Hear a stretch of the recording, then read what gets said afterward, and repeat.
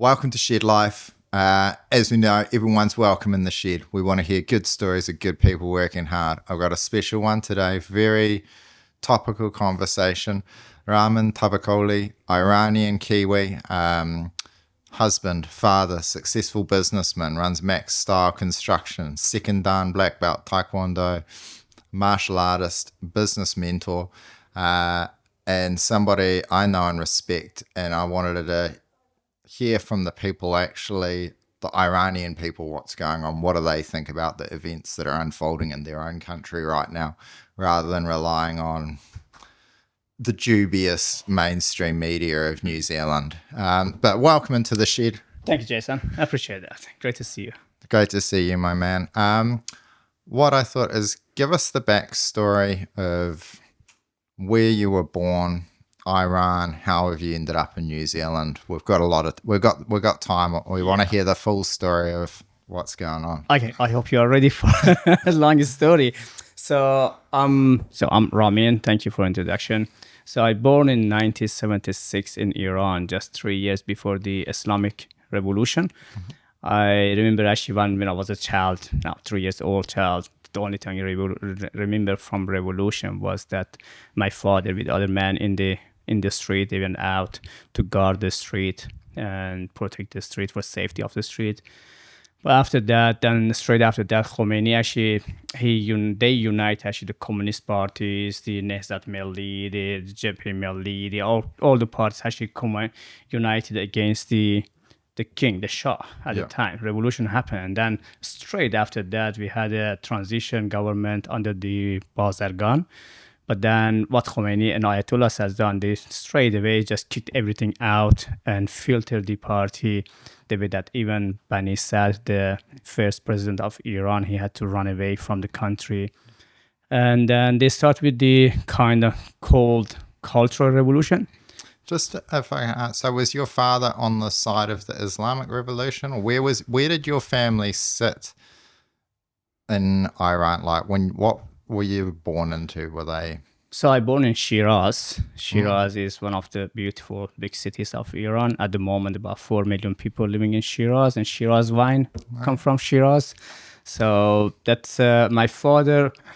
I can't say that he was on the side of the Islamic Revolution or the king. They were more natural. He went actually outside to protect the street and for safety of the street. But I think the environment was actually pushing everyone, the excitement of the revolution, the environment pushing everyone to do something. Okay. And I guess, like, if you look at now, I'm one of the 9 kids.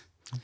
So my oldest brother is 10 years older than me. Mm-hmm. He's born actually in 1966. Yeah. So if you look at them, so my first brother, my sister, then second sister Afsane, and then Farzad, and then Mehrzad, is just actually, they have all Persian name. Yeah. And then I born just before revolution. Mm-hmm. My name is Ramin, it's Persian name. Mm-hmm. But they called me Ali, which is Islamic name. Oh, really? And then my sister born just on the revolution. They called her Masume, which is Islamic name. Mm-hmm. And then Mehdi, just 2-3 years after revolution, Islamic name. Mm-hmm. And then changed from here. So then I had my third sister, Roya. So they put in identity and ID, her name is Islamic name, but they call Roya a Persian name. And then from there, all the names changed to Persian. Mm-hmm. So it was actually Persian, and then went to revolution, suddenly changed to Islamic, and then 2-3 years after Islamic, oh, no, that's not right thing, change again to Persian. Mm-hmm. So that's actually, my father was at the side of the Islamic Revolution or not. Everyone was under the influence, pretty much everyone, I would say. Mm-hmm. But then straight, because the revolution was supposed to make the life better. Yeah. It wasn't supposed to be Islamic revolution. Mm-hmm. It was a revolution to make the Iran more democratic country. Shah was good, but wasn't perfect. Yeah. So, but then what Lenin done? Lenin after revolution, they just disarm and filter all the other parties, and just communism went through. Mm-hmm. And Ayatollah did the same. They just Mujahideen, Jebhe Milli, communists, everyone were just kicked out, and then just filter the party of Hezbollah. But actually, they were Hezbollah, so the party of God. So end up with Ayatollahs. Then, just to make it better for themselves, they, after Islamic Revolution, they call Cultural Revolution. They closed the university, all the institutes for 2 years. They filtered all the university. That time, actually, lots of professors left Iran. Lots of people got killed. We had family members got killed, got jailed. So then we had 8 years war. And so just when they talk about a cultural revolution, bear with me, I'll just give my simple Kiwi shed, what I understand. Is that when they've tried to eliminate sort of the more liberal academic way of thinking, Absolutely. the balanced way, Absolutely. and just like enforce a very strict, I assume a strict Islamic way of Absolutely. the Sharia law style way of running a country? Sharia law, yeah. Okay. Yeah, so the change, actually, the institution and the whole law of Iran from just normal international law to Islamic law to Sharia law.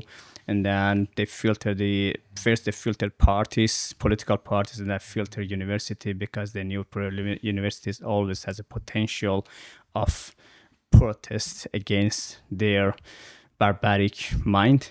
So they started actually just filtering them, and lots of professors, they had to leave Iran. Some they just stopped, some were retired, some has been killed, lots of students. Again, in our family even, we had family members has been killed, has been executed, has been jailed.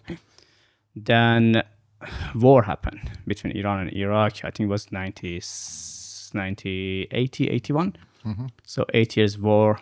Then suddenly the whole focus went around war. In meantime, the Ayatollahs, they just imposed the whole Islamic Sharia law and Islamic culture into Persian society. That was the bad. Now, just one example. I remember we had in our house, we had old radios and radio cassettes, music cassettes.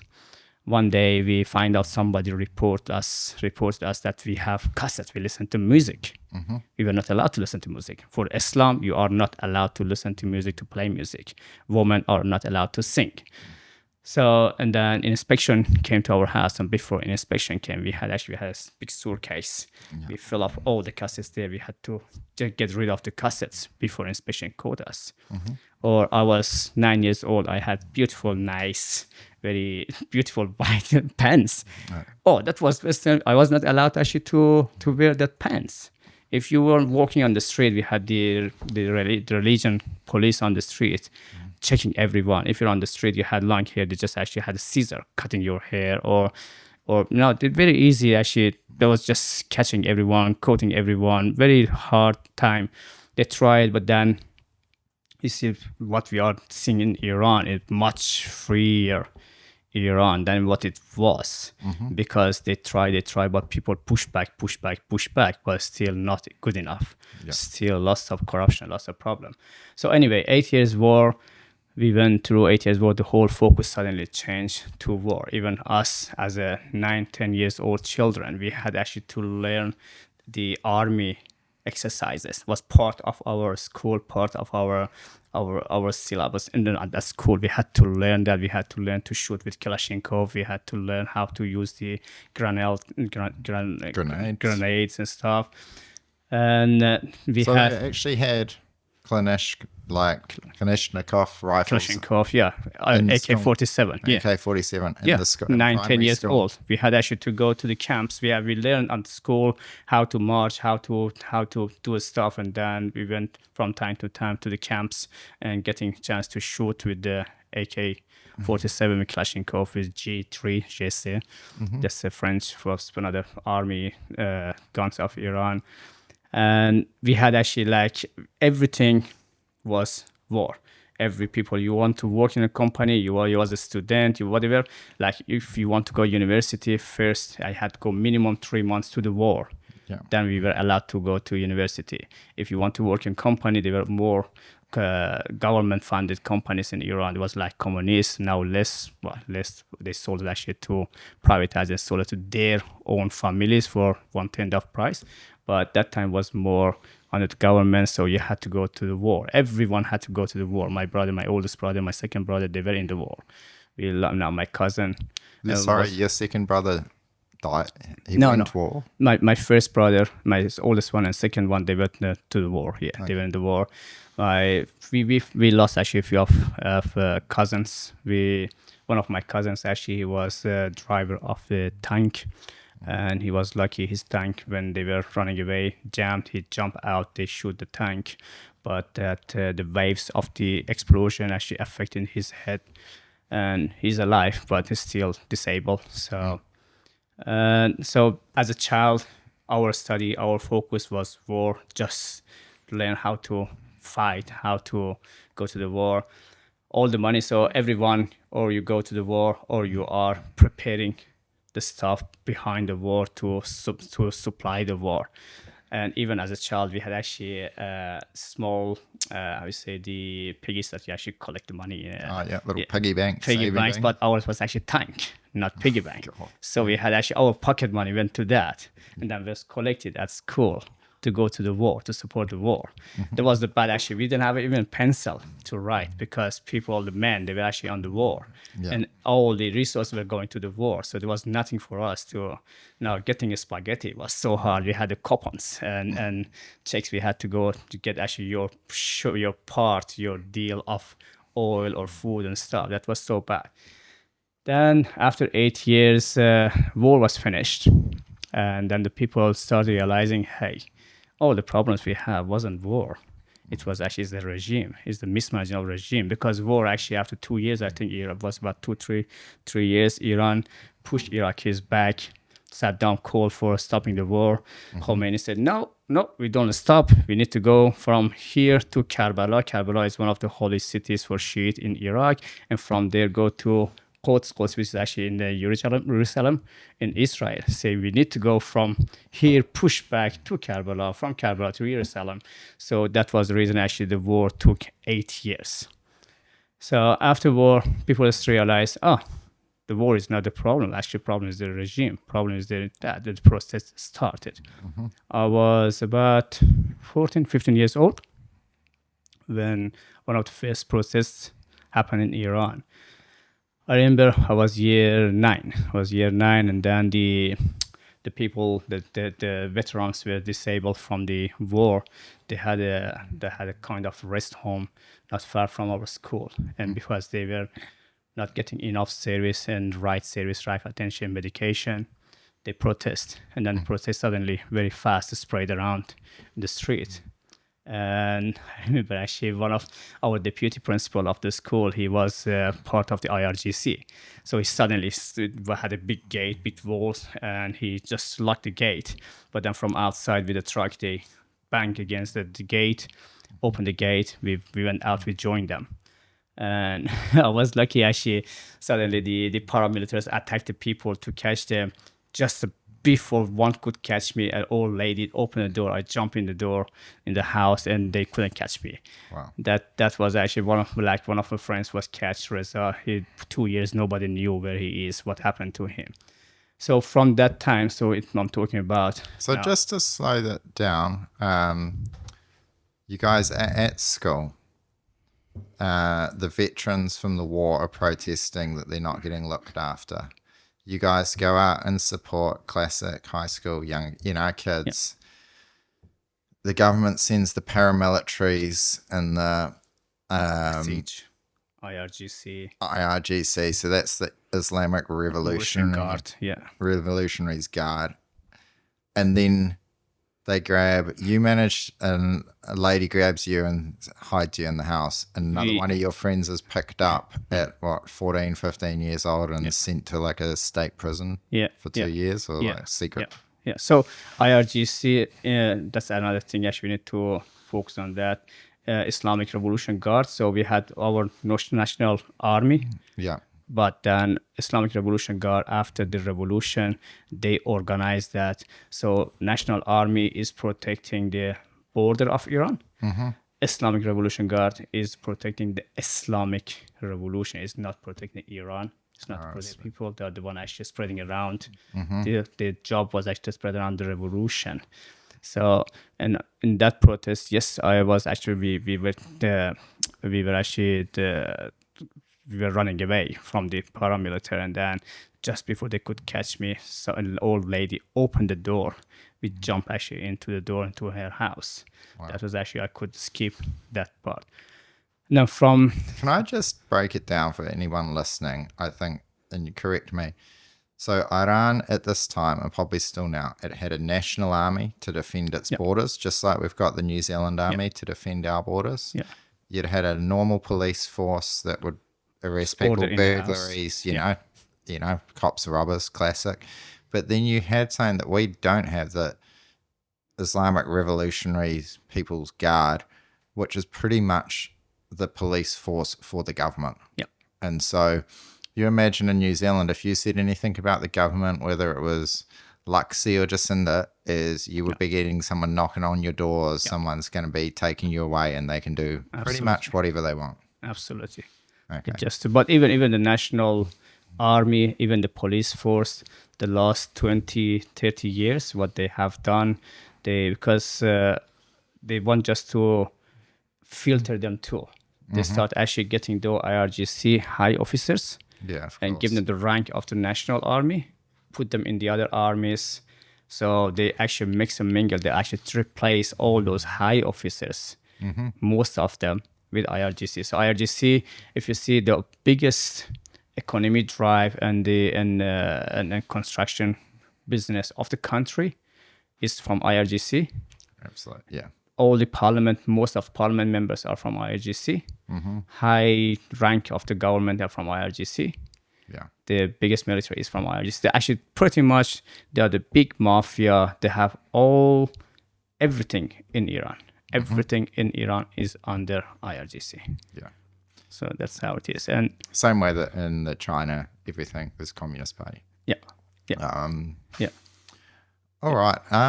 Can you just back it up and give us a bit of a rundown on just the history of Persia, Iran? How long has it been around as a culture? Yeah. And what was how did the different religions or Shiite Sunnis fit in? Just as a little bit of a background for what was Iran like up until the 70s, and is it a new culture, old culture? Yeah, just finishing that one. So from that protest, was 35 years ago, and then from that moment, every 2, 3, 4 years, we have another protest, and each time they kill thousands of Iranians. They just suppress that, push that down, shut it, and that's actually what's happening every few years. But going back to story of Iran, Iran, Persian, Iran is 8 years of civilization. 8,000 years. 8,000 years of civilization. Then we're coming back to 4,000. So Sumeria, Persia, it's pretty much, it always changes around. I'm a fan of ancient history, but people accept that Indus Valley, Sumeria are the cradle of civilization. Mesopotamia is actually Assyria, Babylon, and Elam in Iran. Yeah. That's the cradle of civilization. And then 4,000 years back, the Aryans from north of Iran, they immigrate to Iran during a few hundred years. The Aryans, so we have actually old civilization like Chogazambil in Iran. The Elamites were in Iran, in Mesopotamia side. We have Susa there. And then Aryans start immigrating to Iran. Aryans were the three big groups, so Part, Pars, and Medes. So Medes, they were on the east of Iran, Pars more on the northwest of Iran, and Pars, which has Persians, they're actually more south of Iran. Then they mix with the native Iranian, which were Elamites. Then 2,500 years ago, the Cyrus the Great from Pars to Persian, he unite all the Iranian tribes. So Iran actually has always a rainbow ethnicity, rainbow country. We had, even now we have Kurd, we have Lor, Baluch, Gilak, Arab, so many different ethnicities in Iran. We learned to live peacefully together as Cyrus the Great. That Cyrus the Great actually 2,500 years ago unify Iran and create the Persian Empire, which was one of the biggest one. And his goal was actually just, he was not going to fight and killing people. He was actually peacefully taking over. And wherever he went, he put the people from the region back in the charge of the country. Okay. He creates kind of the federal government. And first thing he did, he went to the temple. He actually worshipped their temple, worshipped their god, to the fact that actually Cambodia, which is Cambyses, the son of Cyrus the Great, when he actually took over Egypt, I think, if I'm not wrong, I think he became actually the pharaoh of Egypt, and he is the only known Egyptian pharaoh of Egypt because he respected their temple, respected their belief, and that from there actually we learn to respect each other's culture, belief, ethnicity, color, and live together. If you go back like a slavery, we didn't have a slavery. 2,500 years ago, when the Persian after Cambodia, we had the Darius. Darius actually expanded the Persian Empire, biggest empire in this story, and he organized to build of the Persepolis, Takht Jamshid. That time, if you see that they're actually there, the plates there, you can see, you can read on it that everyone were paid for the work they have done. There was no slavery in Iran. Wow. So that was the community, and then after that they were defeated by Alexander the Great. And after the fall of Alexander the Great, the Seljuk, they divided the territory of Alexander between the officers. Iran was under the Seleucid for for 200 years. Then we had the Parthians from northeast of Iran, Ashkani, called in Persian. They took over, they again created the big Persian Empire again. And after that, Sassanid, which actually again one of the biggest the empires in the history. Yeah. They were there, I think about, I don't want to say exact years because I'm just from what coming in my mind, I'm just telling about, I think about 300-400 years they rule the biggest part of the world. Then was taken over by Islam. So Islam, we had Muhammad. After Muhammad, we had Abu Bakr, Omar and Osman, and Ali. So at the time of Omar, they started expanding the Islam, and Sassanid was actually in war for years with Roman. They were tired. Roman were tired. Iranian, Persian were tired. So then Arabs got the chance to take over Iran. They took over Iran. They were ruled by, it was Umayyad, and then was the Abbasid, and then Ottomans for years and years and years. It was that, but actually about 200 or 300 years, Iranian, they were not allowed to even talk Persian. Really? But now that's happened in other countries too. Like if you look at Jordani, like Egypt, Lebanon, Palestine, they were not Arab, but they changed. They lost their culture, their language. Yeah. Persian, I would say, we are lucky, we are strong enough. Any foreign force came to Iran, was it Greece or was it Arabs or was it Mongol or whatever, they went in Iran, they went out with Iranian culture and Iranian name. That happened because it was so strong, and still we have that culture of 4,000 years ago. And I believe Iran is longest standing country with the same name in the world. So anyway, that was the time of Ottoman, and then Safavid about 400-500, but actually Mongolian actually took over Iran, and then Safavid came. Safavid took over and again rebuilt the empire of Safavid. But then Islam, the biggest part of the Islamic country, they were Sunnite. And time of Safavid, Shah Ismail Safavi, they said, no, we are Shiite.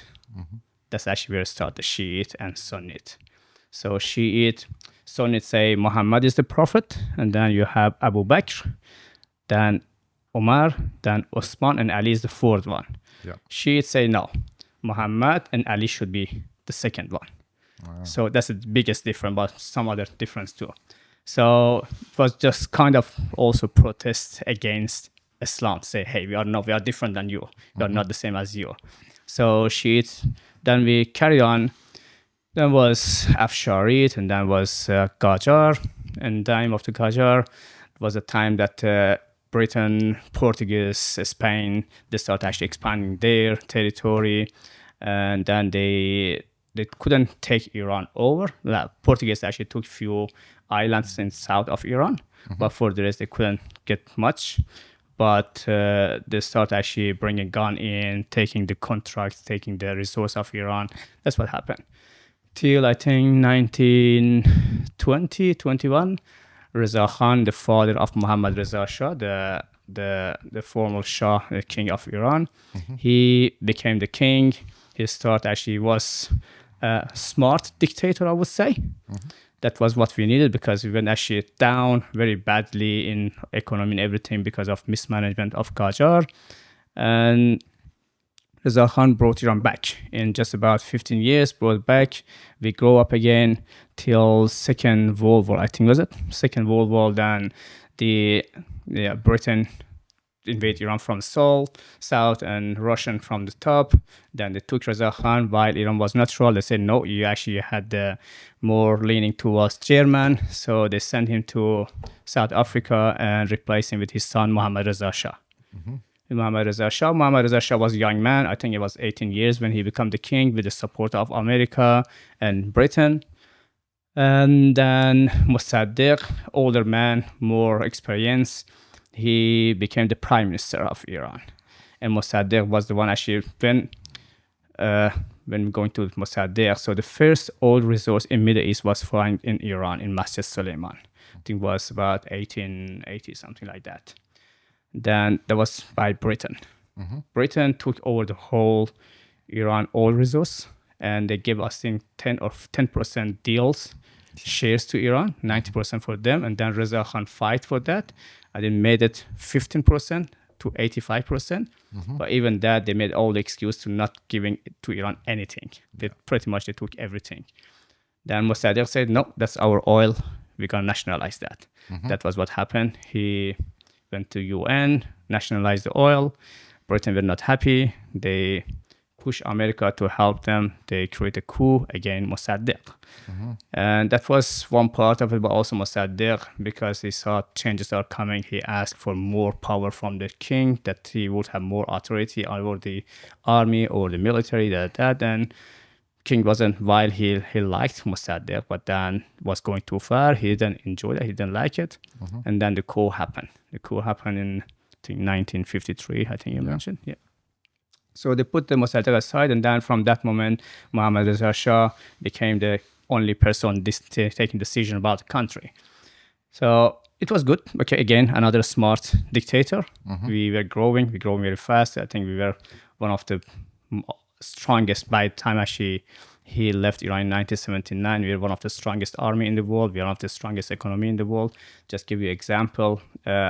US dollar in 1979 was 7 Toman Iranian, and US dollar just before this war, I don't know how much it's now, just before the war was 165,000 Toman. So from 7 Toman in 47 years gone to 165,000 Toman. That's a different in economy what the Ayatollahs have done with economy of Iran. Some can argue, because of sanction, but sanction is as a result of the mismanagement of the country. If they manage the country properly, we wouldn't have get sanctions. Now, that's just a problem. So I'll just make that point.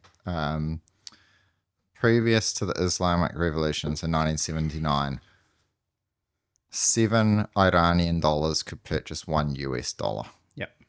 Before, up until 2 months ago, so let's just say the start of 2026, you would need 165,000 Iranian dollars to purchase to buy 1 US dollar. So just if people complain that we have a cost of living crisis or things have got expensive here, is just like the devaluation of a country. Over 20,000 times. So yeah, that's true.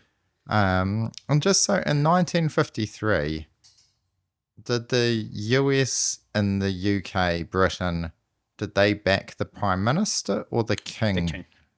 The king. So because prime minister was the one So actually. the prime minister was the one that was pushing to get more money from the oil companies. Yeah, so prime minister say, hey, that's our oil, we're gonna nationalize that. Yes. And he did it. He nationalized that, Mossadegh, and then Britain were not happy with that because they lost big deal. And at the same time, when Britain giving Iran 10%, then with the push of Reza Khan, they gave Iran 15%. America was actually doing business in Saudi Arabia. They gave them 50-50. Yeah. Now, America, even Americans, they were not happy with what Britain are doing in Iran, but Britain, they didn't want to step back. They just push forward. No, that's actually, we're getting 90% or 85% of that, and you get nothing. Yeah. So that was the reason Mossadegh said, hey, that's our oil, we're going to nationalize that. And he actually signed and now cancel all the contracts with them.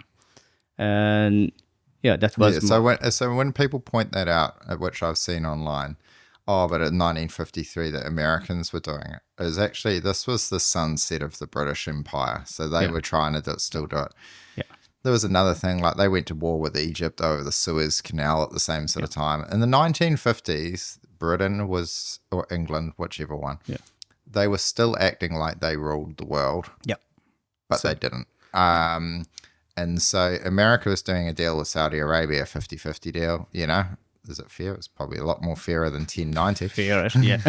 So, but it's everything you read, it's acting like the Americans were the bad guys and the British were just in the back. Yeah, but actually it was British and then American just support them. Yeah. So that was what happened.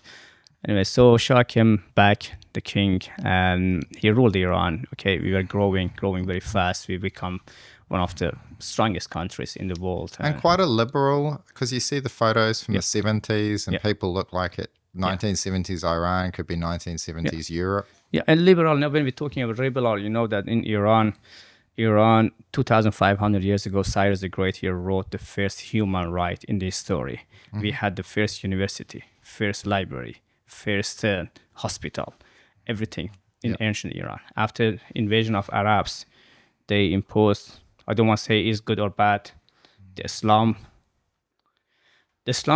was good for 1,400 years ago. So the religion is a product of the culture. Yes. Islam is religion, from Arabic Peninsula. And it's product of Arabic culture. An example, in Quran, you have lots of things about rain, about sand, about thunders, but nothing about the snow. Yeah. Because they don't have snow in Arabic Peninsula. So product of there. Yeah. And do you have to wear hijab? Why?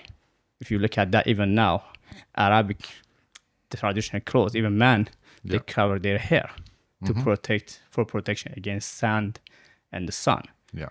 Inside of Iran, on the Persian Gulf in Bushehr, the women, they wear actually a niqab for protection of their face, beautiful face against sun.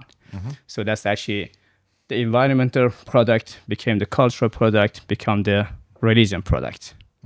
So, and then after invasion of Arabs in Iran, they start to imposing the product of Arabic culture in Persian society. In Persian society, Persian were actually in Arab at that time, 1,400 years ago, Muhammad, 53 years old guy, he was allowed to marry a 6 years old Aisha, while in Iran 4,000 years ago, the women were ruling in Iran. We have respect for them. Yeah. So then from that moment, we just were pushed back to follow the Islam and Sharia law. And then time of Muhammad Reza Shah, while we were still Muslim, again, I don't have anything against Muslim because a Muslim or Christian can be good or bad based on what the person is. But when we refer to Sharia law or Quran, that's different. That's different. So my father went to Mecca, my mother went to Mecca, my sisters, my brothers. So they are. I used to be Muslim. I don't have any problem with Muslim, but when it comes to real Islam, if you follow the real Islam, then you are become ISIS, you become Al-Qaeda, you become Taliban, you become Iran's regime. So at the time of the Shah, while he was religious, he respected the temples, the religion, Islam, but we went back to our Persian root, respecting the woman, freedom, democracy. That was what we had. Yeah. And then after a revolution, again, back to imposing of the Islam rules and Sharia law into the Persian society. That's what changed again.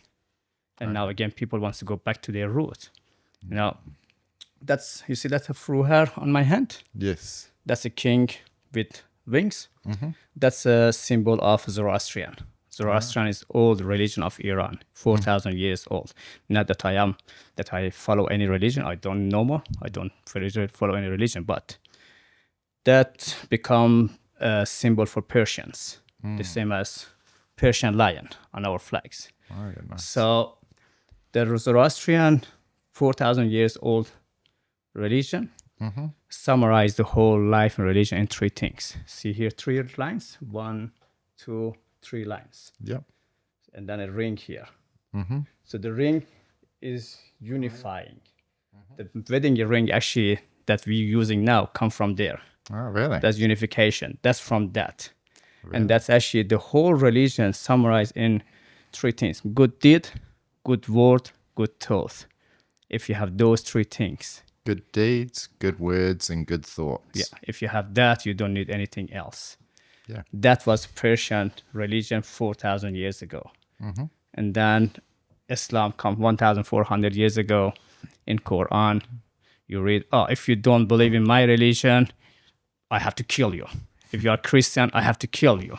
If I don't kill all those Jewish, the apocalypse, the end of the world. Yeah, apocalypse. Yeah, thank you. Won't happen.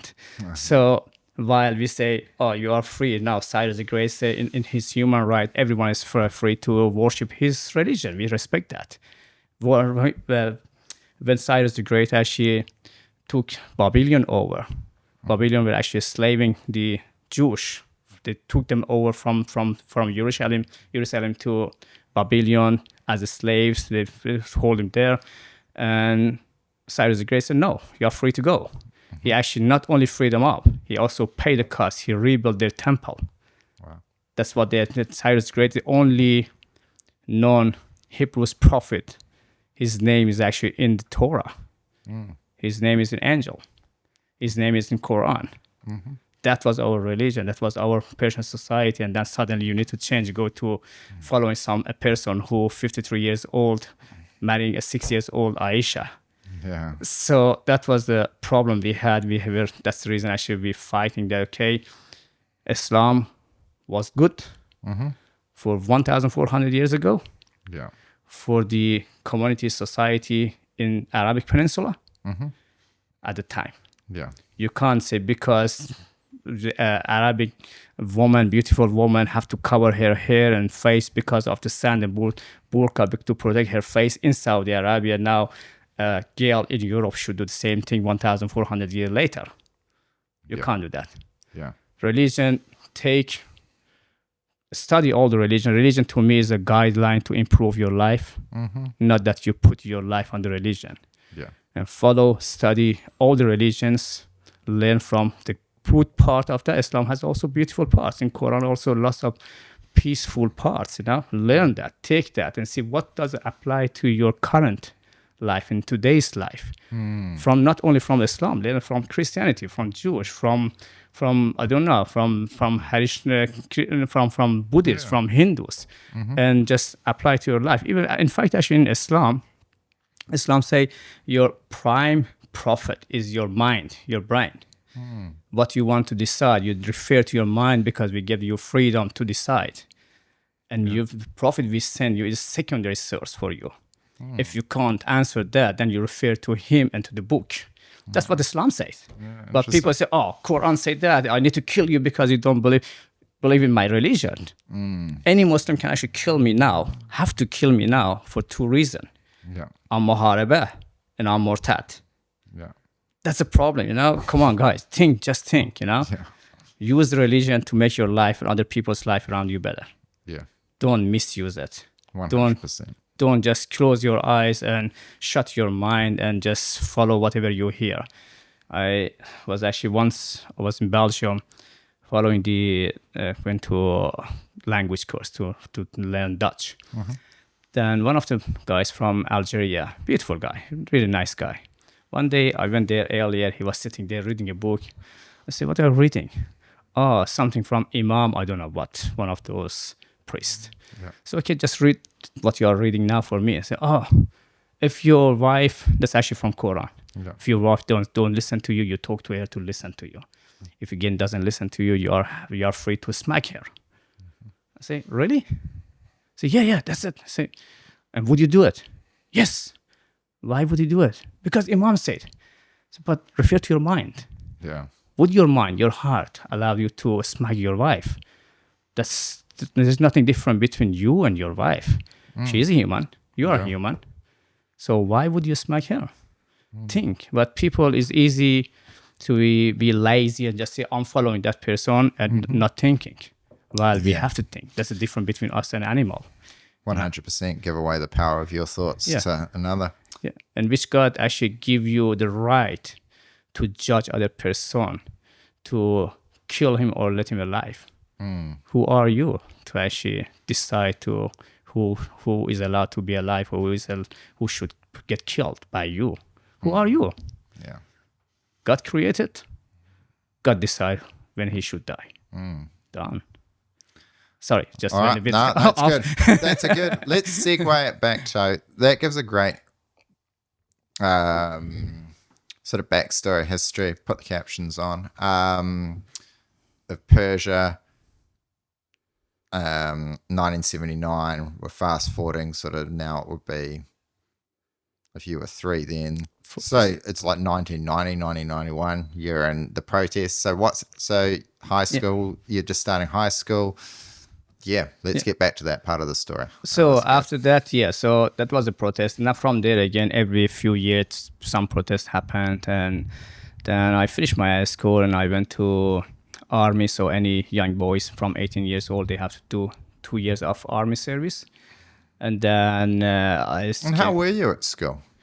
At school, I was always top student. Believe me, I was top student. I find that easy to believe. Yeah, I was always top student, but when it came to going to university, I didn't go to university because there was no point, economic situation, no point to go to university. I just went to start work as an electronic technician in a company. And Can I just ask what your family did as well? Like, what was your father doing? So my father what actually... What was your family business or trade? I'm lower... So in Iran, I say Iran is actually rainbow ethnicity, rainbow country. We have Kurd, Baluch, Gilak, and love all of them. We have Arab, we have Mazi, we have Parsi, and we are Lor. Lor from Iran. I point out actually the Elam was in Iran. Elamite, they were in Iran before Aryans immigrated to Iran. We are Lor. And my father was kind of a chief of the tribe. He was actually... But as job, when he was actually 12 years old, his father passed away. He has to take over. He has to work. So he was just as a tradesman. He was actually doing has a shop. And that was my father. So like just a general shop? General shop. So the dairy shop. But he was more involved in the community, sorting out the problems, like happened situation that actually somebody killed somebody else, they couldn't sort out, and my father was actually the one actually between them, mediation, and sort out the issue between them. Okay. So he was respectful person. Now on his funeral, more than 4,000 people were there. So if somebody wants to go to the parliament, we had suddenly 50 cars parking on the front of the street coming to our house to ask for his blessing.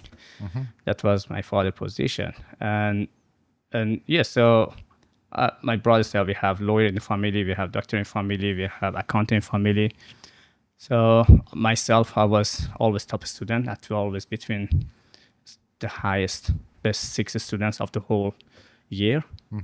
But then didn't go to university because there was no point to go to university. My plan was actually to start a business. But I ended up actually leaving Iran when I was 23 years old. I went to Belgium as refugee. But so you're 18, you finish at high school, you did 2 years army service? Yeah, and then 2 years I worked as Sa Iran. Sa Iran is the biggest electronic company at time of the Shah before revolution.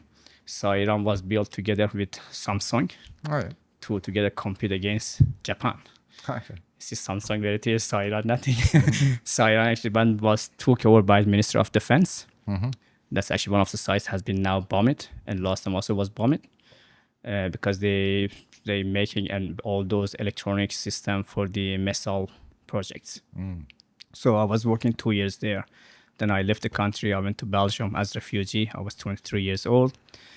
In Belgium, Is it easy to leave the country? no, as a refugee, I had to go. Okay, but how did you leave the country? I I feel like you could be skipping over an interesting story here. Right? I with yeah, suddenly decided to go, and I flew away with the airplane. Flew to Istanbul, from Istanbul to Bosnia, from Bosnia, then from there on there in the containers, on the trucks, in the cars. So did you tell your family? Like, were you are you allowed when you're 21 years old? Are you allowed to immigrate? You know, like if you're in New Zealand, if you're a Kiwi, you're allowed to go. There's no guards on the gate saying you can't leave New Zealand.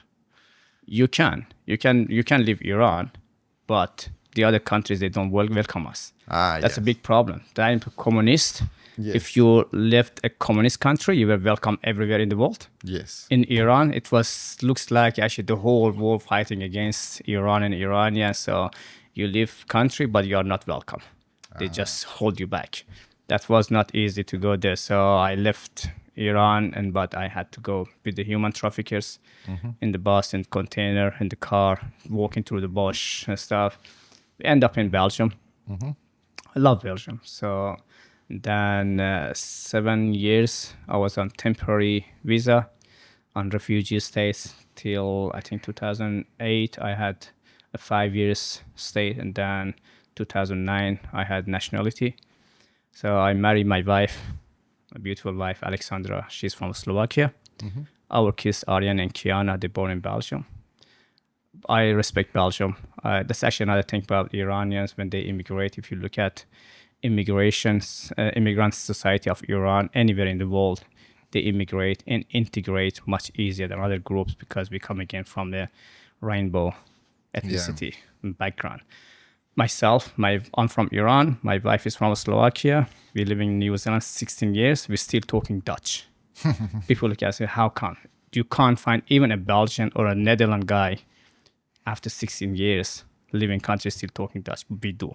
Yeah. Say, these people in Belgium, they give me shelter. They help me. I have their nationality in my hand. I need to respect that. That was the reason, really, we didn't stop talking Dutch. We was July 2010, we decided to leave the country. We start traveling around. From July 2010, me and Alexandra will say, okay, from today, to be prepared for going to New Zealand, we talk from today English. We start talking English. 13th of December 2010, we came to New Zealand. Say, from today, we changed to Dutch. And still we're talking Dutch. So anyway, I left Iran. I went to Belgium. In Belgium, I learned the language. I married my wife, Alexandra. I did my university there. I did few certificates. I have one bachelor in process control engineering, a bachelor in electromechanical engineering, a master degree in electromechanical engineering. I started working there as engineer by Coca-Cola, and then was Atlas Copco Air Power. Then 2010, we decided to leave Belgium and come to New Zealand. Came to New Zealand. What sparked the desire to leave Belgium for New Zealand? Belgium, 2003, actually, we saw the changes in Europe. We saw economy, we saw politics, everything going back. We saw all the extremist situation in Belgium from both sides, from Muslims from North Africa, from other parts. They get extreme from one side, and anti-immigrants getting extreme from the other side. It was actually a big clash. We say just getting worse. Say, as an adult, I could maybe deal with that, but our kids, if tomorrow go to a school and somebody start bullying them, there's a different situation. I don't want that. And we knew in New Zealand, we haven't been in New Zealand, but we start actually doing our research about countries. We'll make a list about more than 50 countries. We start giving them the point system and see what do they have, how much do we get, what do we get out of that. So the environment, the community, the weather, the economy, all the stuff. And New Zealand came on top of the list. After New Zealand was Australia, and after was Canada. Right. We applied for 1 year visa, tourist visa for New Zealand, 1 year tourist visa for Australia. We say, okay, we go to New Zealand. We came here 13th of December. We bought a car and caravan. We say we travel around. If we like New Zealand, we stay in New Zealand. If not, we go to Australia. If not, we go to Canada. That was the plan. Yep. And we came to New Zealand. We bought a car and caravan, traveled till end of April, and we fell in love with New Zealand. I still really, truly love it. Beautiful country, peaceful country. I have been to more than 40 countries, and I think New Zealand is one of the best places, definitely for young kids to grow up. Peaceful, beautiful, nice. Yeah. So yeah, and then came to New Zealand for 1 year. I couldn't find a job. I was overqualified. So 13th of December 2010, I came to New Zealand and I signed my first contract 15th of December 2011. And I started working as electrical engineer. And engineering, no, it's not much of industry here. Yeah. I decided to move to construction. Yep. Start business in construction, so I'm still in construction. Yep. Yeah, that's my story of life. It's how did you? I'm not sure which we should talk about. Whether we go construction in New Zealand. Let's talk about what were the keys to running a successful construction business in New Zealand? What have you found? Like, how did you? Because when I first met with you, you were running like a sort of franchise. Maintained to profit. Yeah. So you were focusing on sort of residential renovations more. Yeah. But now you're doing much more commercial government work. Yeah. Yeah. But what have been your keys to success coming in to run a successful construction company? I think there are a few things actually I believe in. The biggest part is actually, again, respect. Respect myself, respect my value, respect other people's, their value, respect my culture, respect other cultures, respect my thoughts, respect other people's thoughts.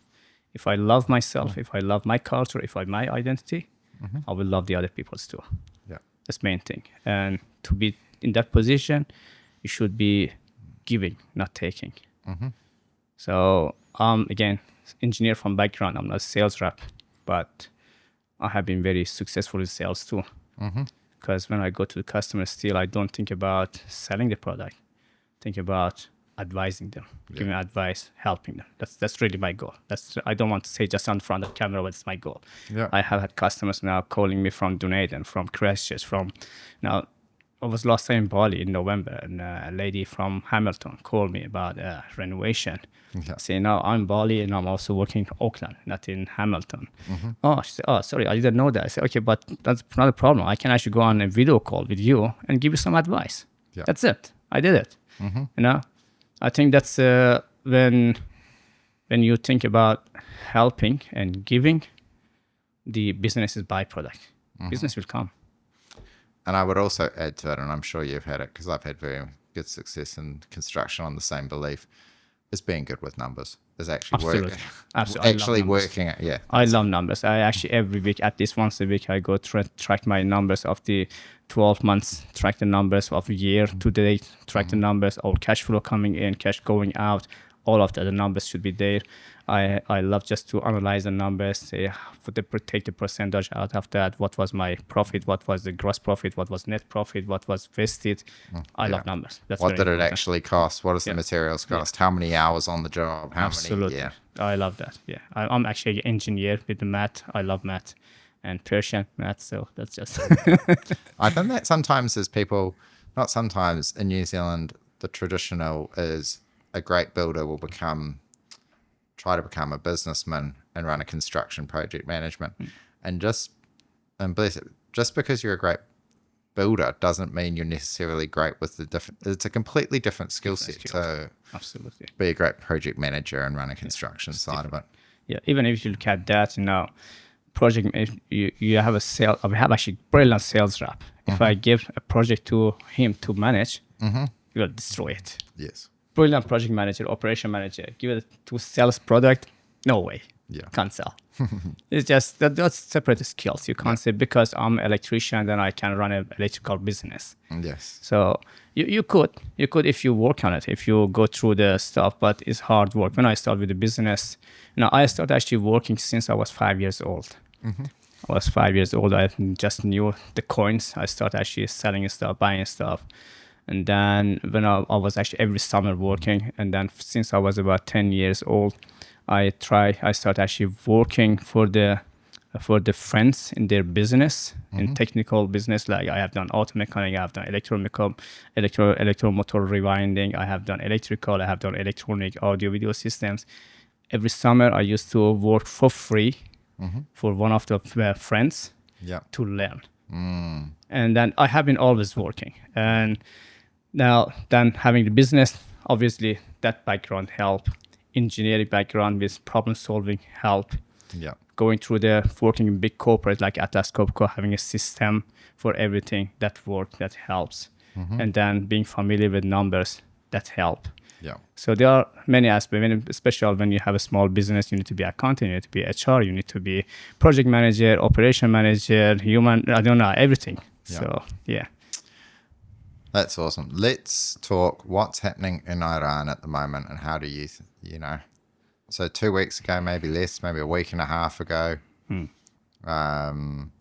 US and Israel started bombing, I think, within the first few hours. Yep. Last Saturday. I can't say it. Tehran. Well, their supreme leader got taken out. Khamenei. Yeah. How has that come from somebody that's actually born there, family there, everything? Yeah. What's your opinion of what's going on, and what's your take of the whole situation? Unfortunately, we're welcoming US and Israel to bomb our country, unfortunately. Yeah.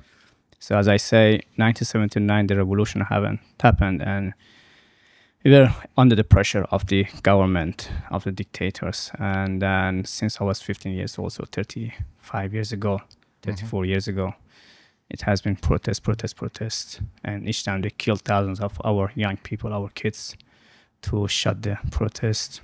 I lost actually family members. I lost relatives. Navid Afkari, if you search his name coming up, he was cousin of my brother-in-law.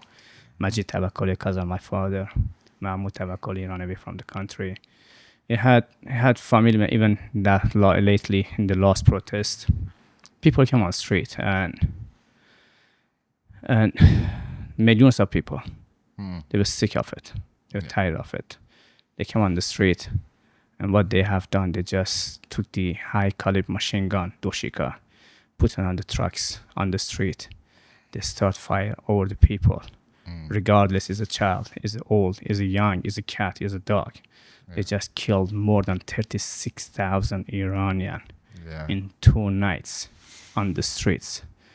So people we try for 35 years to overthrow this regime, to reform the regime. Now it was 2008, the Green Revolution in Iran with Mir Hossein Mousavi. We try to reform, to change. Yeah. Didn't work. We try to throw away the government. Didn't work. They are too violent. What they do, like last protest, Iranian regime is sponsoring all the terrorists. Hashed al-Shabi in Iraq, Houthi in Yemen, Hamas in Palestine, Hezbollah in Lebanon, Fatimi in Afghanistan. What they have done also at Can you explain when you say sponsoring, what does that actually mean? Because I feel like that's not putting their logo on the back of their T-shirts. They say it clearly. Yeah. They're actually proud to put the photo of Khomeini and Khamenei up. And so are they paying them? Are they supplying them with some weapons? Like in Syria, in just few years, war in Syria, Iran spent more than $50 billion. Hezbollah get minimum on the numbers we have, which is not official numbers. Minimum $1 billion per year go to Hezbollah. Damn. $500 million going to Hamas. And the same for Hashed al-Shabi in Iraq. The same for Houthi in Yemen. The same for Fatimi in Afghanistan, Zainab in Afghanistan. That's what they are doing. And so a lot of the time, if someone's like, how do these people have any money to just be a full-time terrorist? Yeah, they get money from there. If you see also how like Hezbollah is working with the drug cartels in South America. Yeah. They actually, it was, I think 3 years ago, a big load of the methamphetamine pills was actually caught off in Italy. Yeah. So they do drugs, they do human trafficking. There is a coalition between Islamic terrorist gangs and mafia supported by, labor. Yeah. communist, Yeah. fascist, socialist. Yeah. That's the coalition between them. That's a dangerous black coalition. Yeah. That's to see what's happening on the street. They were killing our kids on the street. We were screaming for help. They killed more than 36,000 of Iranians on the street. We were screaming. Not only me, every Iranian was crying every day.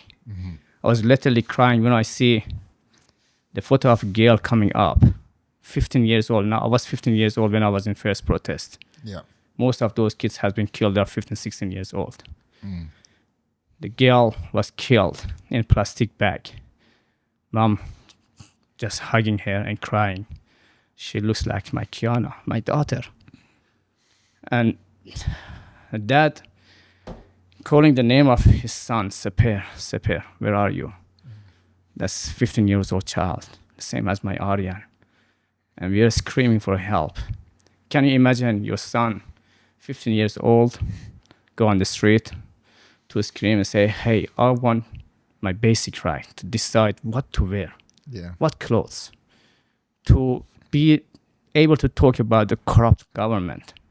They killed your son. 3-4 days, you need to run away to find out where is your son. And then they point out that point in a warehouse. You go there, thousands of bodies wrapped in black plastic bag, just dump on top of each other. Say, go find your son. That's a video of Seper Baba. Seper was actually the son, and his father was looking for. He was yelling and screaming, Seper Baba, my Seper father, where are you? And you find the body, and then it's okay. Oh, that's your son. Okay, let's first check and see how many bullets did we use to kill your son or your daughter, and what type of the bullet is that. They charge you between $1,000 to $10,000 for the cost of the bullet they put in the body of your son, your child. And then you need to sign a contract that your child was pro-government and has been killed by protesters. Then they kick the body on the front of you like a piece of meat. Take the bastard out of here. And then, sorry, I don't know if I'm allowed to swear or not, but hey, Helen Clark, thank you. Where were you? Where the fuck have you been when they were killing our kids on the street less than 2 months ago? When we were screaming for help? Where have you been? Yeah. You didn't condemn that. And now you're coming and condemning the war against the terrorists, like you're coming and say, oh, we're condemning the killing of Hitler? Shut up. You shut at that moment, everyone. You shut still your stupid mouth. Green, socialist, just shut up. Pro-Palestine, Doesn't matter a child get killed in Palestine or Ukraine or in Iran. It's my child. But you can't call yourself human rights activist coming on the street following those guys has been sponsored by Iranian regime, organized protest, protecting and supporting Hamas. Yeah. And then when it comes to kids of Iran, you don't do it. Why? Oh, because they have the Israel flag. I'm not a fan of Netanyahu or Trump. No. But it happened that they are not helping us. They're actually helping themselves. It happened we have mutual, now common enemy and mutual benefit in it. And I respect that at least those two leaders, how bad they are, I don't care. Yeah. We were screaming for help. They were the only two leaders responding to us. The only two leaders condemned the situation. The only two leaders say, we are coming to help you. Now, if you have, is Jewish or Netanyahu, I don't care. If you have a child, your child is in hospital, he has a cancer, then he's dying, you ask for help. The doctor, the surgeon say, oh, we can't help, we don't help you. Yeah. And then one doctor say, I can help you, but I'm Jewish. Would you say, oh, because you are Jewish, I don't want you to save my child? No. Yeah. He's helping. They are helping. Yeah. They are helping at the moment, as today, Saturday, 7th of March, we are happy with what they are doing. Because the war is not against Iran. The war is against Islamic terrorists in Iran. The war is against terrorists who occupied Iran for 47 years. That's a rescue mission. That's aid, humanity aid. That's what we ask for. We have been every weekend on the street chanting for Trump and other countries to come and help us. Actually, not help us, help themselves. Yeah. Because So where does the mutual benefit come? mutual benefit is that just the terrorists. They're taking over everywhere. Yeah. So that. They're taking over everywhere. Now, 47 years ago, Iran was liberal, democratic country, and then suddenly changed to extremist Muslim country. And that things is happening now in UK. That's happening in France. That's happening in Netherlands. We don't ask them to help us. We ask them to join us to fight the extremists. Yeah. If you help us, join us today, we'll fight that together. If you don't do it, tomorrow will happen to your country. What happened in Australia, in Sydney on the beach, Yeah. not far from here. No. What's happening in UK, coming on the street calling for Sharia law that give you the right, the same right as 1,400 years ago to kill people because they don't believe in the same nonsense that you believe. That's coming in UK. Yeah. You know, Prime Minister of UK, you didn't join the war. You didn't join the help. If you don't do it, that will come to you. Yeah. It will happen to you. It's not far from you. It was actually before we came to New Zealand, we went to visit UK. Went to Birmingham. We were staying with a friend outside the city one day. So, okay, we just jump on the bus. Let's go to visit the city. We came to the city. Bus stops. We step down. We look around. Honestly, we were in Pakistan, in Islamabad. I say, we just turned around, back to the bus, went back. That was 16 years ago. And I see now they're calling for Sharia law Yeah. in UK, in Canada. If you don't join us today, you will be the victim tomorrow. Won't be far from you. So we don't need help. We need you to help yourself and join us. So yeah, with what's happening in Iran, at the moment we are happy. We have somebody, doesn't matter it's Trump or Netanyahu or whoever, helping us. They are point targeting properly all those forces that are killing our kids. We are happy that they are doing. They are not civilian casualties. Yeah. They're all IRGC. And number of deaths, okay, 1,050 so far in 1 week. 6,000 bombs drops on Iran. Yeah. 1,050 dead. In 2 nights, about 6 hours, 2 nights, the regime killed more than 36,000 of us. 36,000 of innocent people, of kids on the street. Israel killed 1,050 of IRGC and militaries and terrorists in one week with 6,000 bombs. Which one is worse? Yeah. Do we leave that government and regime to kill 36,000 of our kids in 2 nights? Or we are happy that Israel killed 1,000 of them or killed them? Yeah. Sorry to say that, as Iranian, we are very proud people. We are in Iran now 8,000 years civilization. We never nailed down. We never allowed any foreign force to invade our country. In Iran, especially law, we say you give your life for 3 things. One is for your country. One is for the woman and the girls in your country and the family. One is for gun. The gun is actually just you give your life for gun because you need the gun to protect your country and the woman in the country. So we have special respect for our woman, for our girls, for our sister, mother. Without them, we wouldn't be on the earth. And now, those people, they have done, the regime has done that bad to us that for first time in 8,000 years history, we welcoming foreign invasion, welcoming bombing of our country by America, by Israel, because of what they have done to us. It's not America's fault. Yeah. It's not Israel's fault. It's the regime's fault that we are happy. If you would, 2 years ago, if somebody from Ted Cruz was always talking about against Iran, I remember even 2 years ago, I was so angry that he said not talk against Iran. But today, I'm happy that they're invading Iran. So even in the last 2 years, your opinions changed Completely. Yeah. Even 12 years, 12 days war Yeah. happened last year. I was still not sure. Okay. Wow. I know friends, family members, they are actually in the army. I know they were for the government against the war, lots of them. In fact, actually, at that time, I just shut my Instagram because there was too much of nonsense for protecting those terrorists. Yeah. And now, even those people supporting the war because they have seen what this government can do, what this regime can do to Iranians, that they are the first and biggest enemy of Iran. So you're saying your family that's still serving in the Iranian army is supporting it? I have family and friends, yeah. That's a job. There are many people.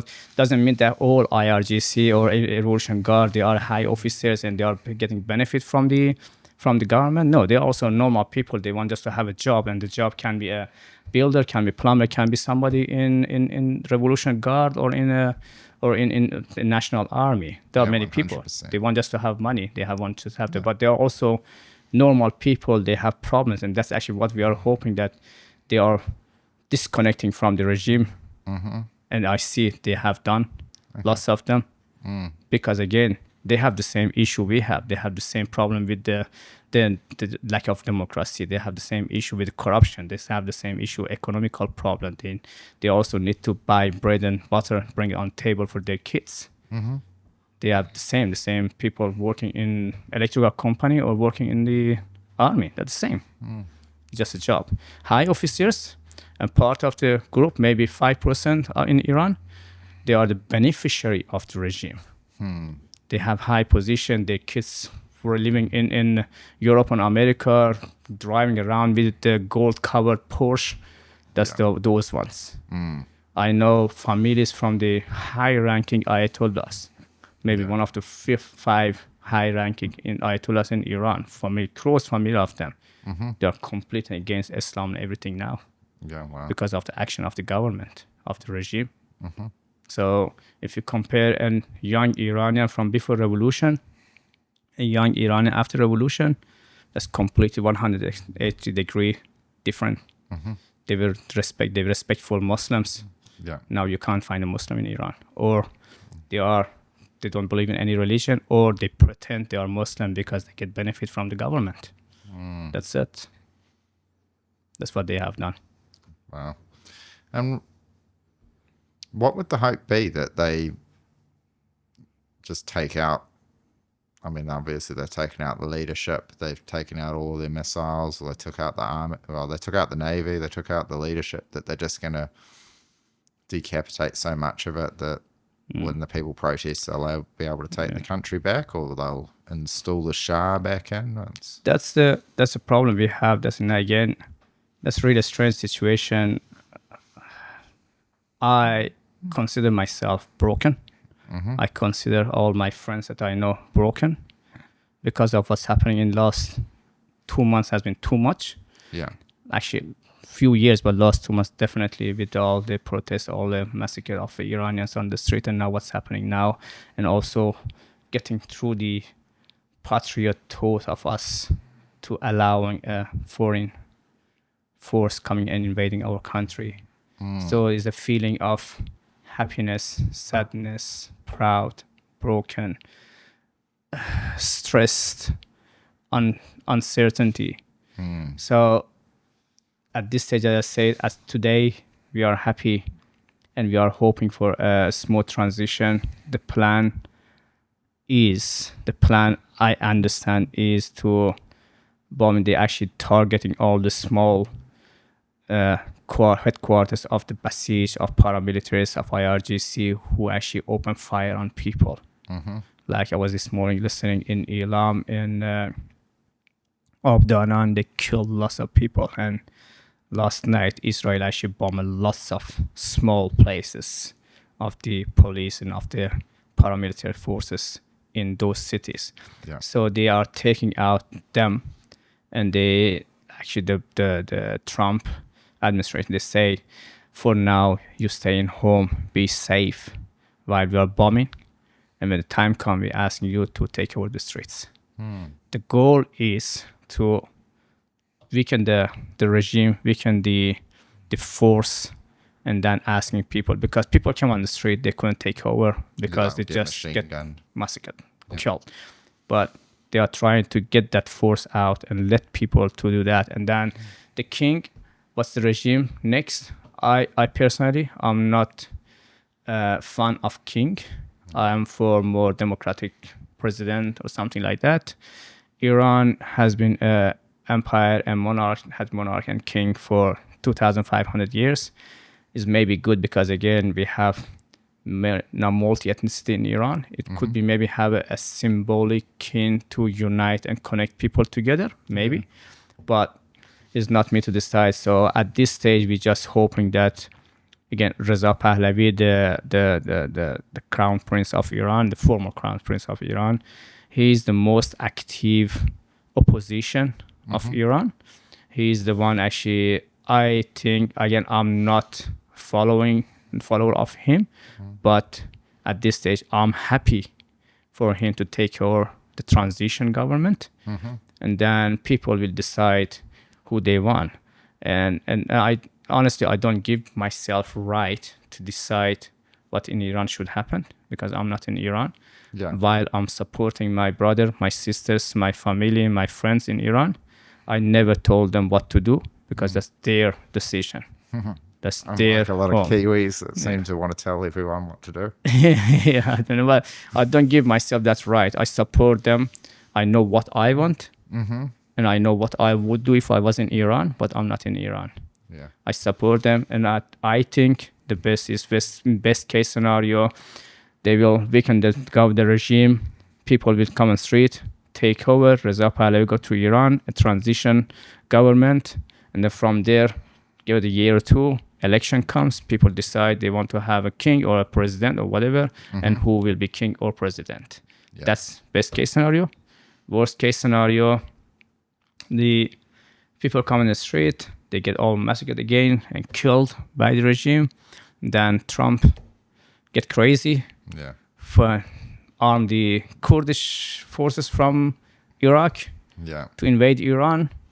And that point, then people say no. Then actually will create big problem. But looking at the story, Iran is not a new country.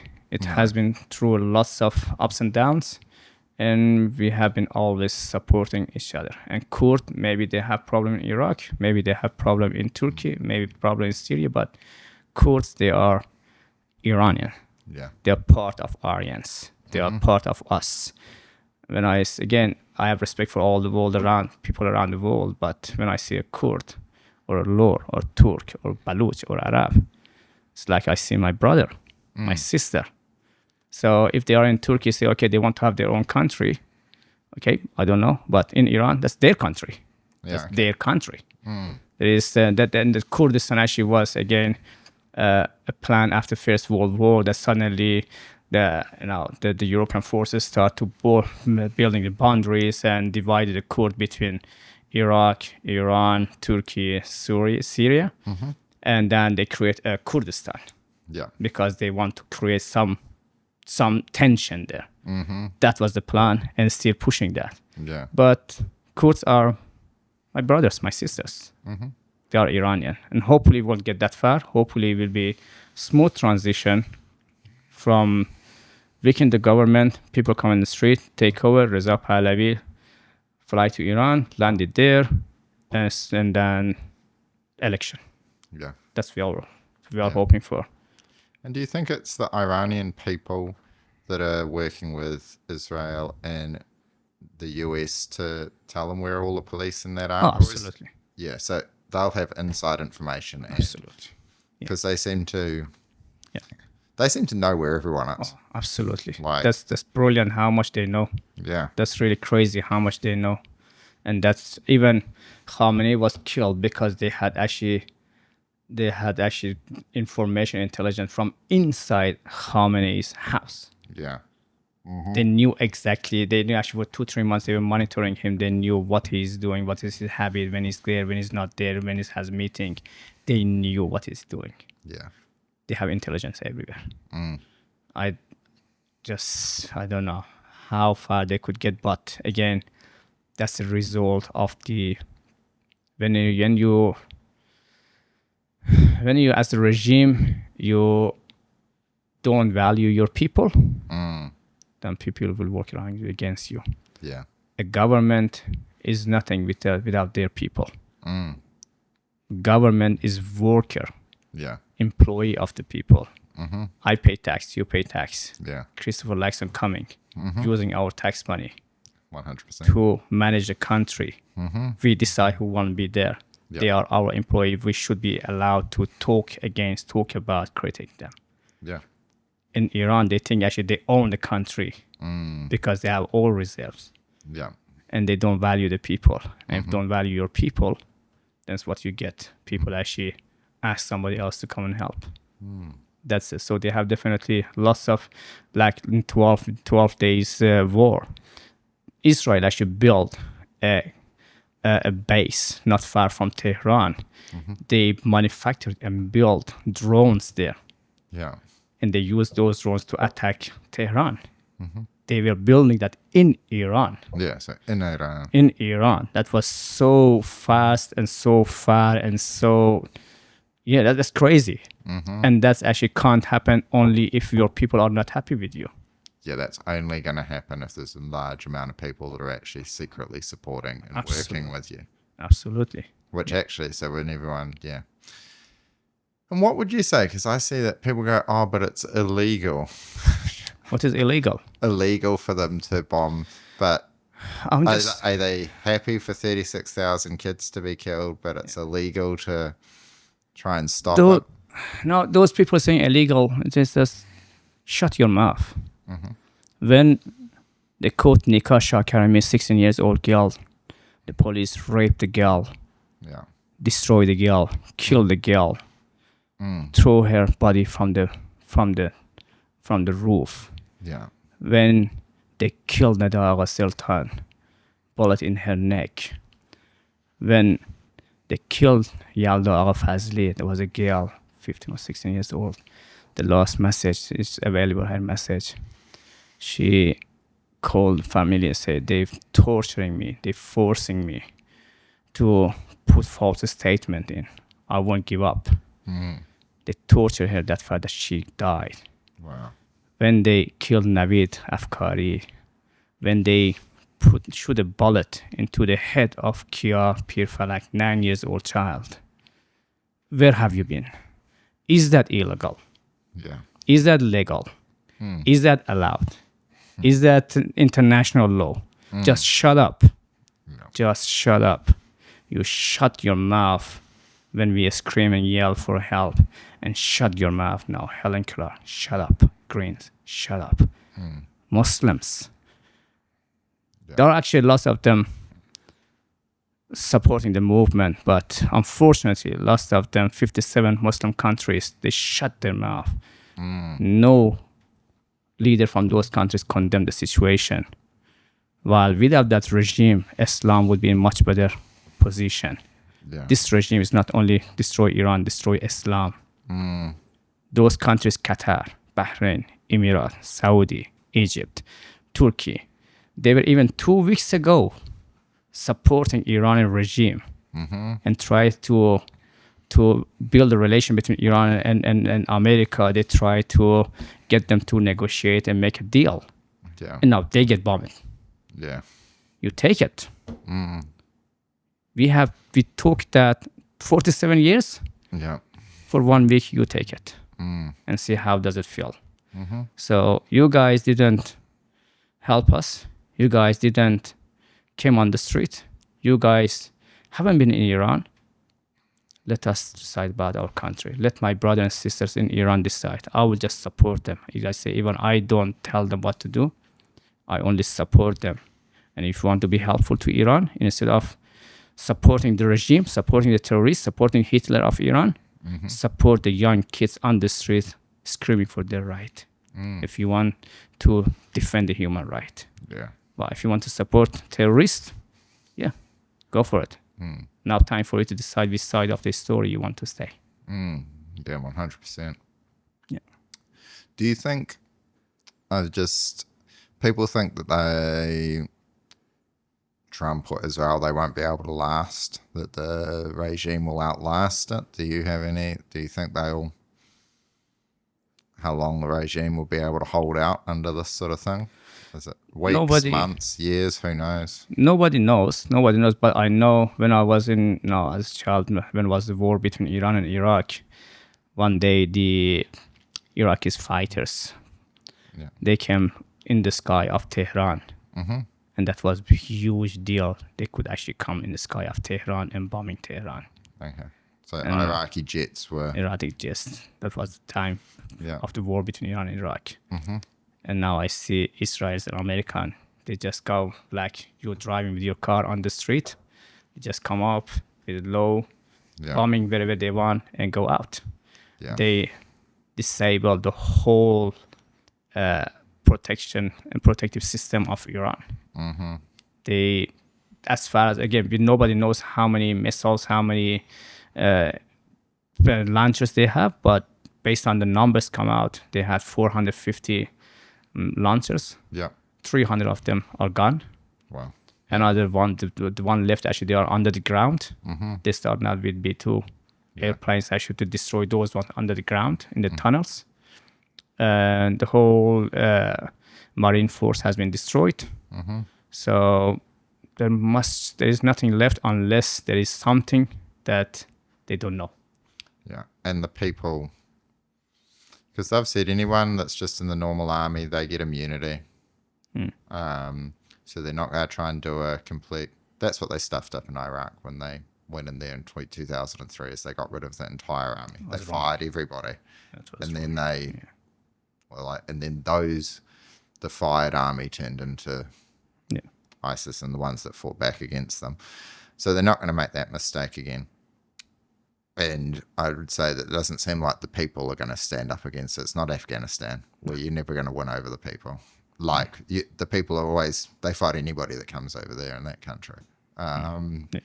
So the people of Iran aren't going to suddenly start fighting a guerrilla war against Israel and America. Hopefully not. Again, unless they get pushed, unless actually that Unless the they plan aren't happen, against then goods come in and then they go fight good at that. That's very unlikely situation, but again, nobody knows. No one knows. At this stage, we are hoping for a smooth transition. We are Rainbow Nation. We love each other. We have been always, the common thing for us has been always Iran. Yeah. And I hope they see that again. Still that Iran is their home, their house. Doesn't matter, is it Azeri, Turk, Arab, Lor, Kurd, Baluch. Doesn't matter. That's your home. That's your house. You protect it together. Excellent. That's what we are hoping for. But what will happen, we don't know. No, we don't know. You never know. No. So, yeah, that's the story. What's happening? I'm just hoping. I'm hoping as a proud Persian, respectful Kiwi. I'm hoping actually that we'll turn to a smooth transition. I hope very soon we will see free Iran. After that, seeing free Afghanistan, seeing peace in Yemen, Lebanon, Ukraine. Yeah. Seeing peace in now a peaceful Palestine and Israel country side by side. If it wasn't support and competition between Iran, Saudi Arabia, Qatar to sponsoring those organizations, I'm sure Palestine would be now a country, peaceful country. I'm sure Yemen will be in peace. I'm sure Lebanon will be in peace. I'm sure Iraq will be a great country. I'm sure Afghanistan would be now a beautiful country like it was in 1970s. Yeah. It's just the world should actually understand that without a terrorist regime in Iran, they remove lots of sponsors to the terrorists and rebels around the world. They remove competition between Iran and Saudi because Iran is actually sponsoring the Shia militia, and then Saudi Arabia and Qatar and Emirates, they don't want to be left behind. They're sponsoring the Sunnite one. As a competition between them, feeding Hamas, feeding Hezbollah more. Like Hamas is actually Sunnite group, but they get sponsored by money from Iran and also from Qatar. And each time it's competition between Iran and Qatar, which one actually giving them more money. So once one is removed, the other one that doesn't have anybody to compete. They don't need to feed them.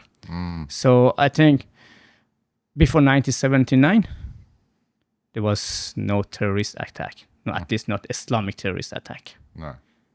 After 1979, all of that started. The war, everything. Middle East was peaceful place. Was no war there, no problem there. Yeah. And why did they become obsessive with the death to America? Because there seemed to be like this, and you know, I'm not an expert on this. No one should think this. But why did in Iran and the Altai, like, why was it always death to America? Like, why did they pick that America was the Satan? You need, if you are a dictator, if you are a weak position, you need to create an enemy. Yes. Whatever happened is enemy's problem. Yeah. So, is which is often fault. the common problem for the Jews is. Yeah. Like now, whatever happened in Iran, Israel, Jewish has done, America done that. Even the pro-Palestinian guys, just shut up, man. Yeah. Don't be so stupid. Don't blame always for everything. No. Israel and Palestine and America. That's what Iran created, actually, to blame them, to say, it's because of them, because of the sanction, because of blah, blah, blah, blah, we have the problem. In fact, America, Jimmy Carter actually was the one installed Ayatollahs in Iran. I believe. I believe. So 1975, the Shah, I think it was 1975, he organized OPEC together with Saudi Arabia and other countries, and he say, the oil is ours. 1979 is the time to renew our contract with the foreign countries and companies. And that's the time, this time actually we're going to renew the contract based on our terms. And 1979, what happened? Revolution happened. He was removed. He was getting too strong. He was removed, and it was plan of America and Europe. They built a wall against communists. They installed Saddam in Iraq, Khomeini in Iran, Osama bin Laden in Afghanistan. They built a wall to stop expansion of communists. They did it. Yeah. But then they needed an enemy to blame. So, America was the choice. Yeah. Was the unfortunate one, maybe, because their ideology was closer to the communist of Soviet Union. Yeah. So they start blaming America because America was imperialist, was liberal. Yeah. And Islam is more socialist and lefty. Yeah. So instead of getting communist or China, I say, America. Yeah. That's our problem. Yeah, so they picked it. It was the easy one. And that's okay. Yeah. Is there anything else you want to mention or say? Because you got the Shed Life supports the people of Iran to be free. So is there anything else? Yeah, no, thank you very much. I appreciate that. Just again, people appreciate the peace, appreciate beautiful life, appreciate democracy. That's a huge privilege. 100%. When you go to a place that you get killed like Mahsa Amini because you didn't cover your hair. When you get killed and because you drink alcohol. Yeah. When you get killed because you dance with your friends in the house. You should appreciate what you have and respect that. And before you start talking and judging other countries, do some research, please. Yeah. Do some research, because I see some comments on the social media. It's painful. It's painful how little is the people's knowledge about Iran, about Persia. And they just judge it based on the nonsense and propaganda they hear from social media. Yeah, don't judge that. Just do some research before you open your mouth. And if you're support human right, not the person. Yeah, absolutely. I think there's so much we can be grateful and appreciate being here in New Zealand and Kiwis, as people honestly don't realize how good we've got it. It's probably one of the main drivers of actually starting this podcast was to try and put the message back of like, we live in one of the greatest countries in the world. And that's not like a make America great again country. Like, it's just freedom, just freedom in itself. It's balanced. It's a balance. As I say, I have been in more than 40 countries. We immigrate to New Zealand because we find that New Zealand, to me, if not the best, is one of the best countries for young family, for kids to grow up peaceful. Yeah. People tolerating each other. People love each other. People are happy. Yeah. People are happy. People don't mind it. Everyone can be friends. You can marry who you like. Absolutely. Like literally whoever you like, Absolutely. By and large, it could be better. I think we could work on, but free education, free healthcare. Yeah, that could be better. That could be better, but it's still available. Yeah, perfect doesn't exist. Yeah. We can just try to get to the perfect point, but perfect doesn't exist. Excellent, Yeah. Excellent means every day getting better and doing better. So we need just to do our best to improve it every day, make it better. But perfect doesn't exist. You can just say, that's what I want. That's my 100%. If I get 90%, 80% out of it, it's good enough. And I think and I would say this, if you complain that New Zealand's not good at something, is what are you doing to help? And I don't mean that but you can, can you coach? Absolutely. Can you go and pick up rubbish? Can you go talk to somebody? Like, I see heaps of stuff that's wrong, but I think, how can we help improve it? And rather than just bagging it and not assuming the government. Absolutely. So much of what we talked about is just government gone wrong. It's like, don't assume that a random Chris, whether it's a Lux and a Hipkins or whatever, we're blessed / cursed with all these Chris's. Nothing against good Chris's. But, don't rely on them to fix the country. No. I can't get over how people assume that whether it's National or Labour, nothing, don't rely on that. It takes everyday Kiwis to do that. If everyday Kiwis do the best they can do in the community, get down to your rugby club or the cricket club or whatever, martial arts club, 100%, Absolutely, just help. Just what's your contribution towards the improving of the country? Yeah. It's bad, okay, bad. What do you do? Yeah. What good have you done? Yeah. Just talk about yourself. And then start from yourself. Just ask your neighbor, how is he living? How is he with him? Yeah. Just say hello to your neighbors. You see walking on the street, see the next neighbor, next person in the park walking, just smile. Yeah. And see old lady carrying a heavy bag, just help her. Yeah. There's so many those classic ways.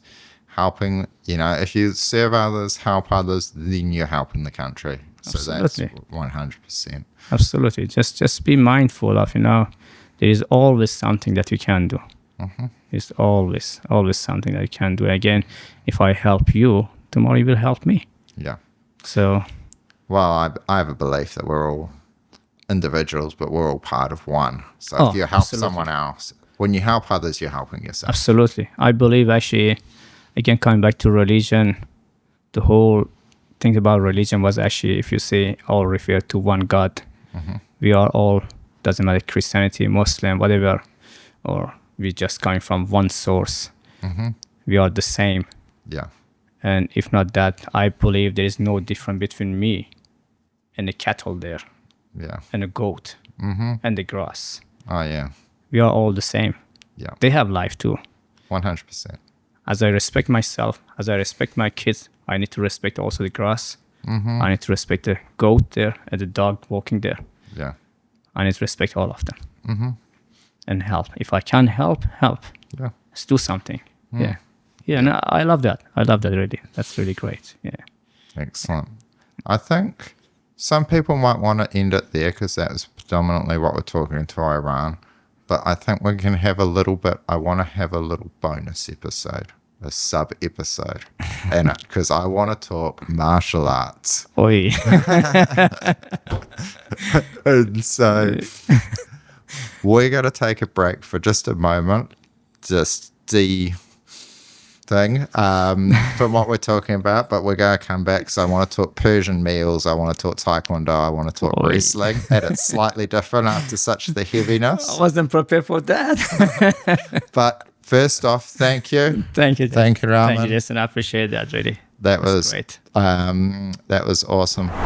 All right, welcome back to Shed Life. We're with Ramin, Tavakoli, and we're talking martial arts. If you want the full backstory, check out the other episode, or you might be listening along on this. But our paths have crossed. I want to talk traditional Persian martial arts because you came along and you saw the gym that we've got out there, and you immediately recognized all the steel clubs and that. So I've got this sort of mixture of Indian clubs, steel Gadar, and steel Persian meals. So I want to talk that and wrestling, and then I want to talk Taekwondo because I did a lot of it with training with John Sorden, just awesome. I love this guy. And your experience of that, and you've been training with Carl Van Roon, and so anyway, I'll let you go. Where do you want to start? Do you want to start with your story of Taekwondo and how did you get involved in that, or do you want to talk traditional martial arts? Maybe traditional martial arts. So thank you, Jason, again. So traditional martial arts, the most important martial arts in Iran is actually wrestling. Yes. And wrestling, I think that was the first moment that human actually was created and knew they can stand on their foot and they have hands, they start wrestling each other. It's every country you have actually a traditional wrestling. And we have also in each corner of Iran, we have a kind of traditional wrestling in Turkmens, in Baluch, in Lor. We have, each group has different type of wrestling, but we have also the freestyle wrestling in Greco-Roman, which is actually the main sport in Iran, the same as rugby is in New Zealand. So in Iran, actually, I don't know how it's now, but at our time, a baby grow up, baby learn to sit, they ask him to clap and laugh and sing. The baby can stand up, they ask him to wrestle. Nice. I was always a little boy. I remember actually going to a wedding, and then suddenly the older guy, the parents actually circle us around. Okay, you boy, you go wrestle. Oh, come on, man, that's a wedding. I want dance. No, you go wrestle. And it was little one. I get always beat it. So then, but we have that's the freestyle and Greco, which is actually Olympic style of the wrestling. But we have also. So that's the type of wrestling where you're generally in a circle.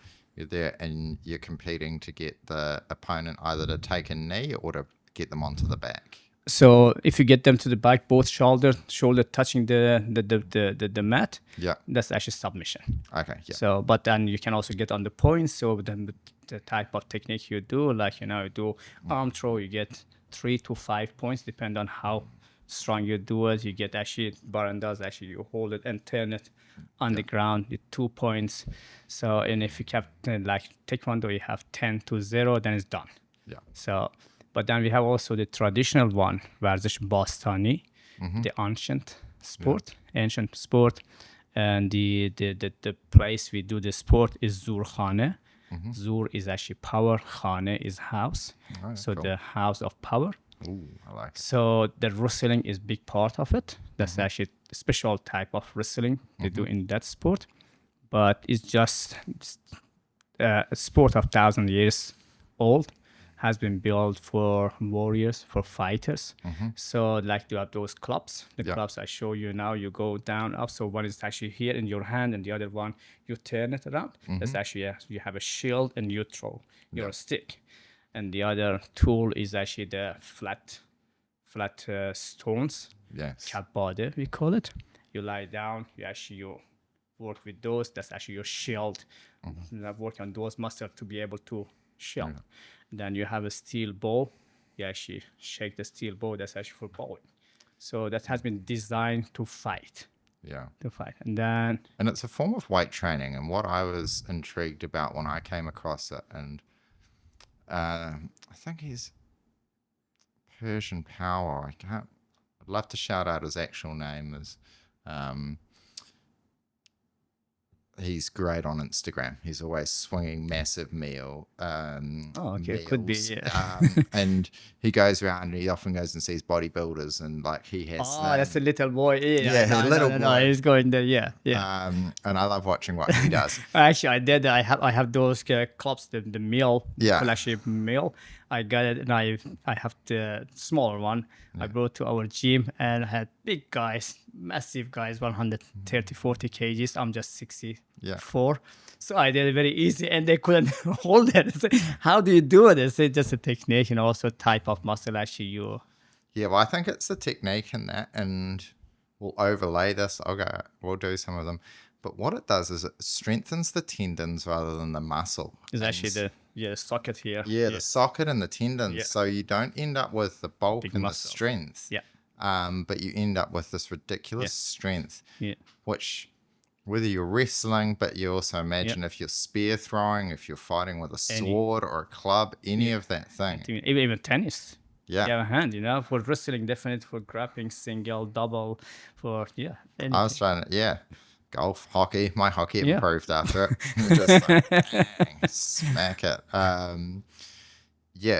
It was very cool. And was that sort of around when you were a child in Iran? Were people still training with that sort of stuff there? Oh, they're still doing that. They're still doing not only in Iran, it's actually is a whole region. So because again, when we talk about Iran, it's not the geographic Iran from now. Yeah. We're talking about big Iran, which actually was combined, I think, about more than around 20 countries. Yeah. So now we have that Varzish Bastani, the ancient sport, or Zurkhanei. In Iran, India, Afghanistan, Pakistan, Tajikistan, actually they have international competitions and stuff. It's going on. It's still there. Cool. Still there. It was start with the Iranian hero figures, and then after the Islam changed a little bit to religious people like Ali. Ali was one of the imams of Shiite, and now again going back to Shahnameh. Shahnameh is a storybook written by Ferdowsi about 1,000 years ago, and has the stories about Iranian heroes. Now going back again to that route, to Persian route. Awesome. Yeah, but still there. Yeah. Excellent. And something I need to add one thing into it. I just remember. So one thing very important based on that sport. So you have the champion in normal Western country, but we have two words. We have Qahraman and Pahlevan. Qahraman is champion, who is actually physically, technical. He's good. He get medals. Yeah. Pahlevan, who is maybe not best technical, but the mindset, the behavior is the best. He's the one actually helping other people, looking after other people. That's Pahlevan is more important than Qahraman. Between hundreds of Qahramans, you can have maybe one Pahlevan. And that was in old Iran. Every street, every region had one Pahlevan to protect the people from that region. Wow. Yeah. And now if you are really doing very well, you get honored to call Pahlevan. Yeah. That's awesome. Yeah. It's very awesome that you're respecting. And would they become the coach, or they just still mentor, practitioner, coach? Not only sport, but again, mentor in more social behavior, respecting people, helping people. Like wrestling, when we go wrestling, when we touch the mat, we bow, we touch the mat, we kiss the mat. That's the holy temple part for us. We respect that because you go there, you get stronger to protect the weaker people. You are not just going there to get some medals. No. That's actually, again, how you behave is more important than how technical you are. Yeah, awesome. I think that there's a very powerful lesson in that, is it's the true accolades should be on the strength of your character and how you behave than the actual results. That's what we have actually in Taekwondo a lot, We have done Taekwondo, you know how it is, Yeah, 100%. There's a lesson in life there. So, what martial arts? So you were wrestling when you were younger? So I started doing judo when I was about 12 years old for a few years. So the Japanese have done very well. So judo, Japanese sport, So was that brought over to Iran? Yeah, judo, karate was there, but like Taekwondo, WT was allowed, ITF wasn't allowed, boxing wasn't allowed. Boxing? Yeah, boxing wasn't allowed. Taekwondo, ITF was banning in Iran after revolution. Golf was banning, pool table banning, karting, chess, lots of sport, actually tennis, because they're more westernized. And then it depended on political side, like, WT was allowed, but ITF wasn't. So I think ITF was allowed till around 1980s, 88, I think. Okay. So I then done judo. Judo was actually famous in Iran. Judo, karate. My brother did karate, then did judo. Till I was about 16, 17 years old, I started with wrestling. Mm-hmm. I love judo. Judo is really good. Judo saved my life. In rolling, I had actually a motor accident. Was young, stupid. I didn't have any protection, any helmet, nothing. And then one friend of me, actually week before, he had the same accident. He died on scene. I had the accident. I bounced against a car, flew over the car, but I shoulder roll over my hand. So my head didn't touch the ground. I had just few wounds here. So judo actually saved my life. Yeah. At least once. Yeah, nice. Then when I was about 16, 17, I started wrestling. And wrestling is just awesome sport. Wrestling actually put pressure on the whole body. Yeah. That just break the whole body down and rebuild the whole body from the top to the bottom. It changed me completely. Yeah. Changed me completely. And then for a few years wrestling, but then I had injured actually my elbow. When I was at the top, I couldn't do anything for about 2 years. Tear off all my tendons. You see, still I can't fully open my elbow. Yeah. And then moved to Belgium. And that was the broken time. So that I had to focus on the study and stuff I did. I went to wrestling in Belgium wrestling club. It was only one in Antwerp and one I think was in Brussels. So for 6 months I went there, and then they closed the club. They turned it to gym. So so nothing happened until we came here, and suddenly I saw, wow, so many wrestling clubs here. At this short time, actually wrestling with the Countess in Rose Hill College in Papakura. But again, it was seasonal. They stopped, I stopped. It was a problem. Yeah. But when we came here, kids were 2 and 4 years old, so we put our kids in a sport every day. They try everything. They have done gymnastics, hockey, wrestling, rugby, do now horse riding, swimming, whatever you say, everything. Till 2017. So 17, and we were actually, me and my wife, we were just like taxi, continue, grab them from the certain time. They were doing 5 different sports. So grab them from this club, break it to the other club. From here, you go there, I go there. Now from gymnastics, go to scouts, from scouts, go to wrestling, to taekwondo, whatever. So 2017, we say actually, because the thing actually you point out, that respect and discipline. So now you have done lots of sport, but that's what the generation is lacking of. Yes. Based on the environment I grew up in, the respect and discipline was much higher. Yes. And my generation definitely was much higher, because generation to generation changed. And we decided to put them in traditional martial arts. And there it was actually an event in Hunua. We're living in Hunua. And Mr. Say Brown, he came there to watch one of the Aryan's friend. Did taekwondo. We met him. He invited Aryan to come and try. Aryan tried. Kiana joined. Then a few months later, my wife joined, and I joined. So got into taekwondo this way. So because we are going there, watching them, say, okay, we are sitting here, we might actually try it. Yeah. Actually, that was happened. Mr. Say Brown, one day, he got the pad. He asked the kids to do high kick. Yep. And asked me to do high kick. When I was young, I could do it very easy. I said, oh yes, okay, I gotta do it. Jump up. Bum, with my bum on the ground, and say, what's happening here? Again, jump up twice, I tried, again, bum. So, okay, that's not right. I need to do something. So I started taekwondo. That was the starting point, yeah. Awesome. And so I do some quick maths. So 2017, born in 76, so about 41 years old then? Yeah. So that's awesome. So you didn't let age, so you thought, I'm going to give this a go. No, age actually, you get old when you decide to be old. Actually at the moment. So I started taekwondo.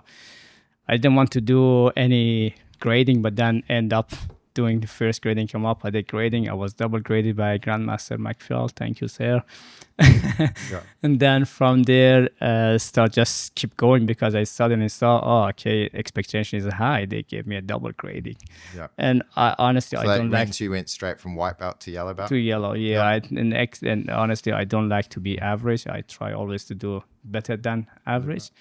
And then suddenly from 2 trainings per week went to 3 and now 4. By the time I was actually green, we are doing 4 trainings. And now at the moment, I'm doing about 10 to 15 hours training per week. Excellent. I'm doing kickboxing, taekwondo, MMA, jiu-jitsu, whatever come along. I just take it and just love it. Yeah. And I think taekwondo-wise, that was the best thing we have done for our family since we came to New Zealand, because we have done it together with my wife and the kids. And all the wife and kids? Yeah. Everyone made the black belt? Black belt. So me, my wife, and Aryan, we had second dan, and Kiara first dan. Mm-hmm. But then we were actually training 10, 15 hours per week together. We are going to tournaments, grading. Like we just coming back actually last weekend. We were in Brisbane, a seminar with Mr. Marwan Roon in Brisbane. So the whole family in Dobok, even Aryan's girlfriend is doing taekwondo. Yeah, nice. So just traveling together, we are actually more friends and teammates than parents and kids.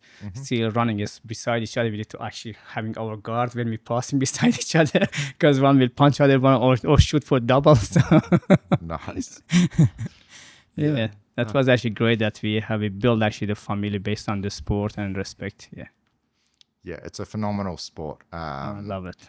It's a sport, it's a martial art, taekwondo, but yeah, it's been great to do it with the family. We didn't do it to that level, but yeah, all of us, we did a couple of years training it together. Yeah. All the kids feed it. Yeah, and it's great. You're a veteran. Now, when you start again, we did talk about that going up and down. Otherwise, you would be now a master, isn't it? Oh, yeah. What's actually your second dan too, isn't it? No, I only ever made blue belt. Like, really? I did it twice. I went around twice. So I got to blue belt, then I went back to white belt, then I got back to blue belt. Come on. And then I just got, John would love to I need to talk to Mr. Soren, so he'll just chase me something down. with you. He's always there. I get too tempted on others. I got tempted on other sports. I get tempted. I have a love for boxing. My favorite is boxing, and I just have this. Yeah. Whenever I enter a boxing gym, I just feel like I'm truly at home. Yeah, that's it. You need to find your passion. Yeah, my passion is that, and me and the kids, we've all done it through. And as much as I love John, and I would consider him one of my best mates, and he does he's a great person. He's really great, man. Yeah, that's it. My weddings, I emceed his wedding. We love him. But yeah, there's just something about me. You know, when you find something you feel like it's just right in your DNA, for whatever reason, that sweaty working class, grinding smell of a boxing gym. That's just finding your passions somewhere. Yeah. But yeah, I don't think people understand in New Zealand how deep and how the level of quality martial arts that are available in New Zealand. Every small town has them. There's so many. John Sorden, he runs this club in Waitakaruru. There's nothing there. There's so many amazing martial artists. Every corner. Yes, that's crazy. Actually, as immigrant, we came to New Zealand. In Iran, I was doing wrestling, but I remember one night my parents went out. I had to look after my little brother, baby brother. When they came, I was late, and it was about, I would say 20K from our house. It was actually in Iran, wrestling is so popular. Yeah. But in Shiraz, at our time, a city of about few million people, we had, I think, 2 or 3 clubs. Wow. And I had to run because I didn't have any car, anything. So it was raining. I had to run to get on time to my training. Wow. Then I went to Belgium. There was only 2 clubs. One was in Antwerp, one was in Brussels, and then they closed off the one in Antwerp. And I came here and I said, wow, it's everywhere wrestling club. Everywhere is judo, everywhere karate. And you come to the park, you see, wow, parks are flooded with people playing rugby, football, cricket. It's really crazy. Yeah. It's really crazy. I haven't seen it in the world that's such a type of sportive nation. Yeah. The Kiwis really, and you see that in the medal counts. If you go to the Olympic medal counts per capita, Yeah. I think New Zealand has the highest per capita medals from the Olympic. Oh, we do. Kiwis are awesome at the Olympics, even Winter Olympics. You take a sport that is truly international, like Taekwondo, Yeah, and New Zealand regularly it's one of produces the the third. world Yeah, it's one of the, champions. always been one of the third best in ITF Taekwondo. Yeah. Yeah, would be one of the top 5 countries Yeah, at least. in the Yeah. world, sometimes the top country. And you're talking about a national sport of Korea, Argentina, Yeah. like huge countries. Oh, now like coaches. Now, I was doing judo. My coach, they were 2 young men, brown belt. I still know them. Ahmadzadeh, Shakari. I still respect them. They did a great job, but they were actually the level of my coaches. And coming here, you have somebody like Mr. Van Roon. Yeah. Now, 5th dan Taekwondo, 5th dan karate, 2nd dan kickboxing, Veiko.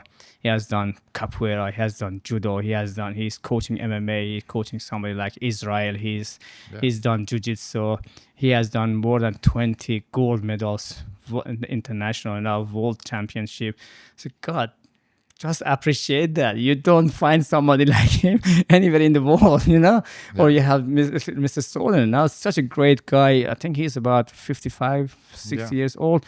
He's still jumping high, kicking in 3-meter high, man. That's just, you can't find them. You can't find something like that. No. It's just, that's great. Just how privileged are Kiwis. Yeah, the quality that we have that is across, like, Carl Van Roon, done a lot of kicking coach with Israel Adesanya. John Sorden. The quality that these guys will do. I know that one of John's few regrets was he was invited actually to go and help train the North Korean Taekwondo team. Oh, wow. And he said no, he had roofs to put on, and he's like, he's not a man of regrets, but he's like, I should have probably put off those roofs. It's what an experience, invited to North Korea. Yeah, that's different. To help and train those teams. Yeah, I mean, then it is the quality of the our MMA fighters, the K1 kickboxer. I mean, the Samoans. That's just, Yeah, whether get Mike Hunt or whatever. Mark Hunt, Ray Sefo. That's just, Sefo is actually world. No, the whole world knows that. This is for a small nation of 4.5 million, 5 million people. Really, again, if you do the medal counts of the Olympic or even the wins we had international in different disciplines, I think New Zealand per capita will beat any country in the world. And what would you put? What's the secret sauce of Kiwis? Because you're someone that's come from Iran, you've been to 40 countries. Why do you think Kiwis exceed so well at sports? And I think they just like outdoor. They like moving. They just actually brought up in such a beautiful country. You have a lots of opportunity to go for hunting, climbing, swimming, and people just are more active than other nations. And that's has been again built based on the environment. You have that activity has been built up because people immigrate here. They had to work out. They are built from zero. They had to really, if you go to the generation, even people are now 18, 19 years old. A Kiwi can do everything. Yeah. They are mechanics. They are farmers. They are painters. They are builders. They do everything. Yeah. That's a resilient Kiwis. They had to build the country, build the life here.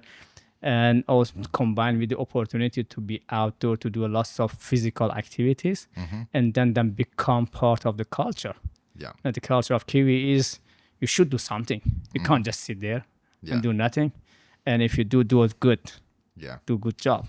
And you have also, we call some of the names. You have, because of that, you have such a great community to support you to move fast and progress very well. Good coaches, good environment.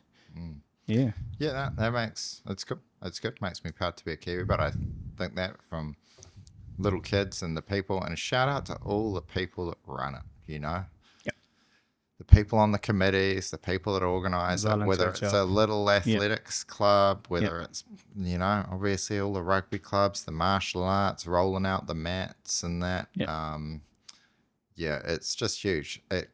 What did you say about that? Like in China, if you are selected to be part of the professional athletes since you're little, in primary school, they actually get paid for all the sport. You get salary from that point. Yeah. In Iran, if you are in the Olympic or world champion or something like that, you get actually some contribution paid. In America, it's the same thing. In New Zealand, it's not. In New Zealand, okay, if you play maybe, I don't know, rugby, Yeah. you get support from the government or some sport, but like taekwondo, people ask me, oh, how much they pay you? I say, nothing. We have to pay everything ourselves. Oh yeah, the vast majority, yeah. even saying like rowing, cycling, you know, Yeah, you it's might get a bit contributing. of help if you're at the Olympic level, but Yeah. if you're just pushing to it, you're just going to be supporting yourself. Yeah, and that's actually where the moms, dads, neighbors coming into, and now they do sizzle, sizzle or something like that, just fundraising to support you to get to America for now sport. It's not only the person doing this sport, it's community around that supporting that person. Like you say, young or old or mom and dad or neighbors, everyone supporting each other to get to the point to be top of the world. Yeah, no, it's awesome. Kiwis. Shout out to all the Kiwis out there. I love you all. We've got to just remind ourselves we're awesome. We're a tiny culture. There's 5 million of us that live here. There's a few of us that immigrate to others, as we should be very proud of what we do. Absolutely. Pat ourselves on the back and think, how do we get better? What's your favorite specialty in Taekwondo? So in Taekwondo, you've got sparring, you've got patterns, you've got you've got power breaking, step sparring, and then you've got special techniques, which is like awesome jumping, spinning back. A lot of the guys and girls definitely that you see in Hollywood that are the stunt people, a huge amount of them have a Taekwondo background. If you can recognize Taekwondo and you see a choreographed fight scene, you're like, oh yeah. So if you see it, but what's your favorite out of all of those? I used to love sparring and power breaking were my favorite. Yeah, power breaking. I don't have much weight to put behind it, and my wife always beats me so she's much stronger than me. I love actually patterns and sparring. Yeah. Sparring, I just don't know. It sounds crazy. Maybe I enjoy to get a punch in my face. If I don't I miss it. I'm not a very technical sparrer, but I just love it. And patterns, I really love patterns. I think I enjoy patterns. But funny enough, the most of the titles and medals and stuff I have and the wins I had was in sparring so far. And then being a student of somebody like Mr. Van Roon, just pushing you to be better in sparring. And what's your sparring style? I mean, are you a go forward? Yeah, so sparring style, I'm again lightweight. Like 2023, we went for World Champ in Seoul in Korea. Yeah. And at that time, I was 65 kg. And the weight division was 60 to 64. I said, oh, come on, man, I need to drop to go to that right division. So I went through such a hassle too. I don't have much to lose, but still, I brought myself to 63. And when there, nobody was there for that weight. The next division, nobody. And next division, nobody. They put me in the 76 kg division. And that's actually happening in every tournament we're doing because I'm small and all the people are bigger than me. So doing point fighting, I can't because now one of the guys here actually always, I put my kick out and he just punched me with his punch, punch my face because his arm is much longer than my leg. And what I'm doing, I just take one punch or one kick and clash into it and go for it. Yeah. That's what I'm doing because I can't. If it's point fighting, I'm useless. Yeah. But clashing and pushing, I love that. Yeah, nice. So get in there, close the distance. Yeah, close in and just take one kick and then close distance and go for it. Yeah, nice. What is your favorite? Your power breaking. You like? I used to like power breaking, so I used to like breaking multiple boards with the punch and the side kick. John was really good with that. He took me to... Oh, he's good with everything. He's good with everything. He was a classic. I was maybe a green belt. I was, I don't know, 18, 19 or something. He took me to Australia. We went to the Gold Coast, Sunshine Coast. with Masters Rounce weight, and that they had a Yeah. huge, and just classic John Boy. He's like, I've got you in we're going into this tournament. I was like, cool. Who am I sparring? He's like, Jace, King Jace. He always goes, King Jace. Kings can't go and play with the peasants. I put you in the black belt grade, so I had to go and fight all the black belt men. That was good. But I remember I still got it somewhere. I won the power breaking, which gutted. So I had to go up against all the men and all the black belts, and that was it. It's just to line up that punch and just smack it through. Just go through here. So I always had that power. Technique. Yeah, power and technique. John always had that sign weight, and he was just excellent with that technique. So yeah, that was always it. I struggled with the patterns. I enjoyed it, but I could never get it to snap. I was always big and bulky and not that. I bet you would have had it. John would have it as when they in your dobok, which is your uniform. If you're doing it right, and these guys get it, it's like snapping. You snapped it. That's what I love. Actually, the dog you go. Yeah. You hear the I love that. Yeah. Might never did it. I was like, Yes. Well, no, on my own, actually, I don't do the because in Taekwondo we do the breathing. You say, do that, but I don't do that just to hear my dog. Just joyful sound when it punching. You hear like all the kung fu movies from Bruce Lee. You know. 100%. I love that, and I always appreciated watching the others do that one. Specialty technique was always a struggle. So this is just amazing flying kicks. So Taekwondo has these. We should. John Sorden, Carl Van Roon, who sort of followed John Sorden. John Sorden was sort of set it, and Carl came after him. And probably is 20 years younger than him. Because Carl Van Roon is about 41 years old, and actually just turned 15. yesterday. I think yesterday he turned to 42. Yeah. And Mr. Sorden is 50 something. So say 15 years. So, but yeah, like John could still. I remember the last time it was a while ago that he went to the world champs. So he'd do it as he would if he would compete in his age grade. He would win everything. Oh, everything. Even now, today, if send him on the mats in his age bracket, he will win everything. Yeah, just worldwide. It's and he's just never stopped. And he also just doesn't let age slow him down. His ability to just be in a standing and do a spinning 360 back kicks and the crazy. control. And the flying one, that's just crazy. Yeah.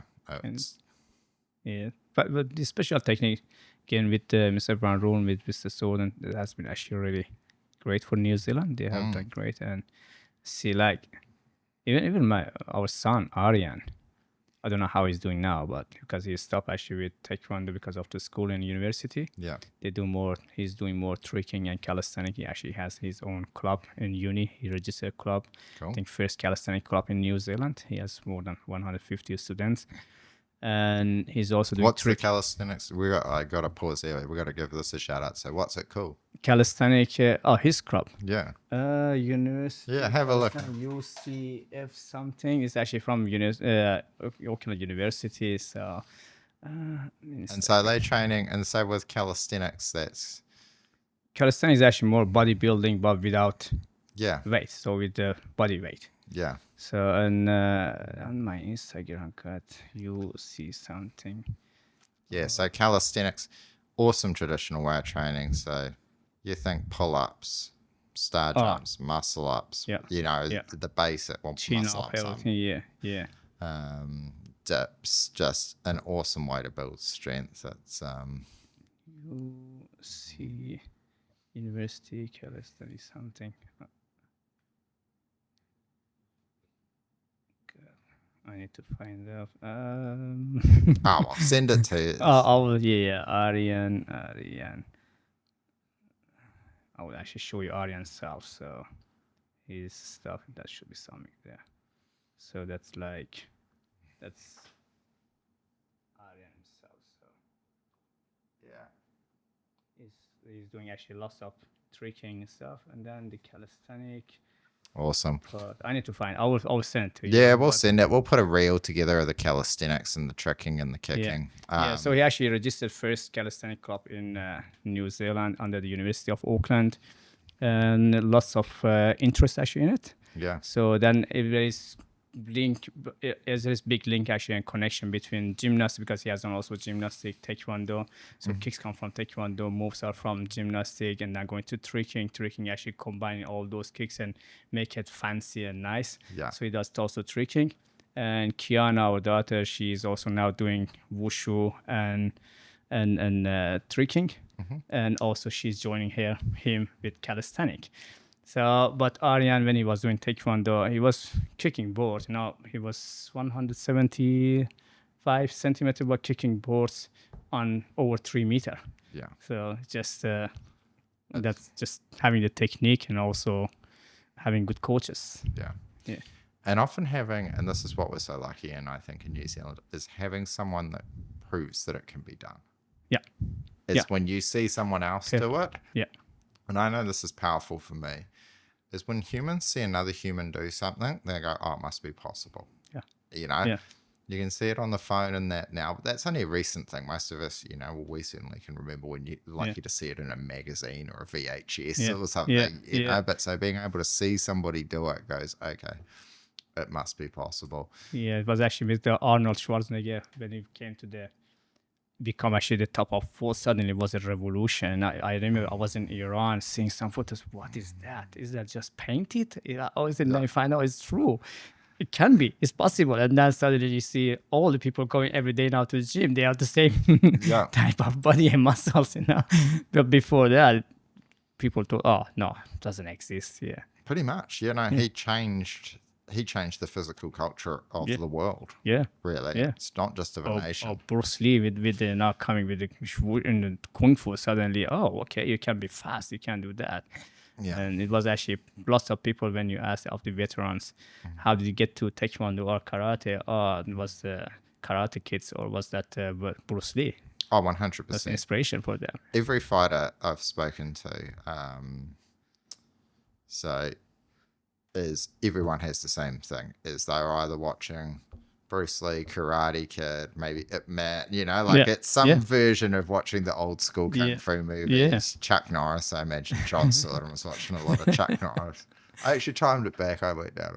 John would have been a perfect age when Karate Kid would have come would have come out, and you look at that was my Grandmaster Mike Phelps and John Sullivan time. Karate Kids, Wow, and John. If anybody's a Cobra Kai fan, Johnny and John Sullivan almost identical on life. We often joke that we wish we lived in a Cobra Kai world where you could solve everything with martial art tournament. No guns, no knives, just knife guard.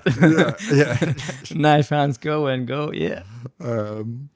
That's awesome. And you were just so other ones, kickboxing. How do you find the other ones, like kickboxing, MMA? I love it. Now, again, some people, they think you should just focus on one sport, do one sport, but no, combination is always good. Like you do taekwondo. When we were actually here in Papakura training with the Grandmaster Mike Phelps, we were doing taekwondo, but we find out when you do taekwondo, you have great kicks, but not much of the punching. Yeah, 100. So we joined boxing, I think it was U-Box in Monterey. And that was great guy, great coach, but then lockdown happens, stop, and then we end up moving from Hunua going to a city. Yeah. We joined Mr. Van Roon's club, so Van Roon Martial Arts. And then start doing their kickboxing, taekwondo, MMA, jiu-jitsu. So I find out taekwondo, kicks were good, but punches not good, not that great. So kickboxing actually helped me to get the punches right. And then you go to MMA. Okay, I have done judo, wrestling, I could take down, but I couldn't actually doing the grappling and groundwork. Jiu-jitsu was helping with that. So it's all a puzzle, all of that you need to put together. You can't be a good fighter with only one discipline. Yeah. So anything you do, you help. Even now, I'm talking about Aryan and Kiana. They have done gymnastics, and gymnastics helped them to be better in taekwondo, and taekwondo helped them to be good in tricking, and tricking helped them to be in calisthenics or in wushu. Yeah. So whatever you experience, whatever you learn, somewhere somehow will help you to move faster and get better. Yeah, 100%. I've always loved weight training, just classical weight training, but then being able to employ Persian meals, Indian clubs, the guitar into it, it just strengthens the tendons, the core. It's it's great. I've always enjoyed boxing, as I said, but when I come back to Taekwondo and then I was doing sparring, I always felt it was unfair when I would spar other people like in my age and weight categories, and that is because they just didn't know how to punch. Yeah, and absolutely. It was just like Absolutely. with a straight guard up in it. It just was just a left jab. I was like, man, these dudes aren't even putting their hands just go up. orthodox and They're sort of like this. No. That's exactly it. Yeah, I had actually last year. I think it was in Melbourne. One of the guys. The first time actually, I had somebody almost in my actually the same weight category as me. From Nepal was him. He was a great guy. We spar, and then I find it so easy because I was always against bigger people. Yeah. And then this guy was great in kicking. He did beautiful jumping, fadeaway side kick or jumping back kicks. But he did one kick and got 4 or 5 punches. So I won very easy. So. Oh, 100%. It's sometimes in Taekwondo, some clubs, bless you guys, but you got to do a bit of more punching. Just work on everything. One discipline is not enough. Again, doing only wrestling or doing only just like jiu-jitsu, when you look at that's so funny. You go in and suddenly lie down on the ground. Now, come on. What's that? Why are you lying on the ground? Do something. But jiu-jitsu, it can help you when you mix it with other sport. Taekwondo, beautiful kicks, but can you help you if you also learn to punch and do the grappling and track down? So just do multiple disciplines. Yeah, give them all a go. I've done a bit of jiu-jitsu. It was possibly one of the most confronting situations as a man in my life is when you just start in the mount position. And I'm like, I've not been this intimate with anyone than my wife. But you get over it. You don't think position. No, you don't. But on your first just time, close the eyes and go. It's really the awful position to be. Or mount or full guard. But then you start getting sweaty and try to choke each other out and let it all on. But that was great as well. Then you get this, and I liked in jiu-jitsu is there is a benefit to size, but it's very limited. And that's what you quickly, if you were both brand new, so if neither of us had do jiu-jitsu, I would have an advantage with just size and strength. Yeah. But if you'd done jiu-jitsu for 2 weeks, you just you'd easily just grab, you'd either take out a leg or an arm, or you'd just suddenly have my back and I'd be like, tapped out. And so that was so cool, I think, to realize, because any of the standing striking martial arts, you're still always going to have a benefit of size and it just can't be discounted. Me and my brother Sean, he got to black belt. He was John's first ever black belt. Oh, wow. But he would be, so we were both rugby playing, 100 kg weightlifting, 20-year-olds. And so you would get somebody, say, it would be like, you'd say 65 kg, but black belt, and they could come up and you're like, still like, man, like what's going on? But then in the jiu-jitsu world or on the ground, it's different. Completely different. Yeah. And that's, as you're saying, it's just this ability to mix in all of the martial arts and do it. It's so cool, and it's just so many different ways. I think grappling is different. Grappling, takedowns like judo, wrestling, and jiu-jitsu. Okay, strength is very important, but more important is technique. 100%. I remember again when I was child, I was very little. I'm still little. And one of the guys, he called Mahmoud, we call him Mahmoud Khurus. It means rooster. Yeah. He was so bigger than all of us. And he was one day just teasing me, saying, Mahmoud, stop it. Mahmoud, stop it. And I did judo, and I just suddenly got his neck. That's Koshi Guruma. Actually, you get his neck, you throw it down. Got his neck. He guy now 3 times my size, and then threw him 3 meters on the ground away from me. Look at me, and other kids, oh, what was that? So, that respect That's Yeah. it, but just what's technique, not the size, It's And then also, and just probably it's just an awesome parenting. If you're looking for something, I couldn't say how positively martial arts, Taekwondo in particular, has impacted my life. We were saying this when we were just catching up. When we first saying is what I learned when I was 16, 17, when I started, and just the ability to follow instructions, to be able to respect, tenets of Taekwondo, like all of these just so good stuff, important. just instilled in me this sort of work ethic and moral code For life. life that has Absolutely. sustained incredible Absolutely. success. Make you And resilient and make you strong, your yeah, strong mind. Because actually, like we say, it's more mindset than technique. Technique is important, but yeah, how far can you push? 100%. And that push comes actually to your work, to your study, to your life, to a problem with your wife, with kids, whatever. How far Yeah, can you absorb and push forward? yeah. So, and then just like you did, it's so cool. Is if you've got the kids and you got a chance, take them along, get them involved in martial arts. Just join along with them. Absolutely. That's That was best. some of the best fun.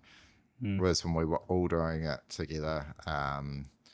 And yeah, we talk about it and do it, but it's something you can do together as a family. Yeah. And Yeah. it's just such a cool grounding experience. that's- And if you're thinking, how do I get my kids to be more respectful, do any of those sort of classic things, martial arts. Absolutely. Absolutely. Again, make them resilient, make them harden, increase their expectation, their standard, and then the joy of being a teammate rather than parents and kids. I really love that we still have that relation now. Aryan come beside me, suddenly shoot for my double and put me on he's a head taller than me and much stronger than me, put me on his shoulder and going around the house. It's so funny. But also, family definitely is important, how you parenting. And one of the reasons actually we did also taekwondo was that not to be with the kids, because I say if I do it, they don't have any excuse to not doing that and stopping. Yeah. There was a time actually that was really tired. I was tired of work, tired of training. Why I'm doing that, but no, keep going. And they see that they also keep going, and to the point now, Aryan is 19, Kiana is 17. They have really high standard. They have resilient. They are so resilient. I don't need to ask them to do something. I in fact actually sometimes say, you have done too much, just rest a bit. Now Kiana and Aryan is 19 years old. Both of them, they bridge year 8. From year 7 they jump to year 9. Nice. They have done every day from age 2 years and 4 years old, everyday sport. Some people say, how do you have time? No, they have time. They have done everyday sport. And the study have been up the top of the group. They bridge both of them year 8. Aryan and then Kiana, last year she was year 13. And she pushed forward, and mid of the year she was accepted in university and went to university. So Aryan is 19 years old. He's third year medicine or chemistry at University of Auckland. Kiana is 17 years old. She's second year law at University of Auckland. So, and big part of that, thanks to all the sport they have done, especially the taekwondo and martial arts, to build the character. Now, stepping on the mat in the ring to going for a tournament, even you have done it many times. Even as adults, is so confronting. It's so hard to get there and get through the stress to go there now. But that build the character. That actually helped me build the character. Lots of things that are stressful for lots of kids. They haven't been through that situation.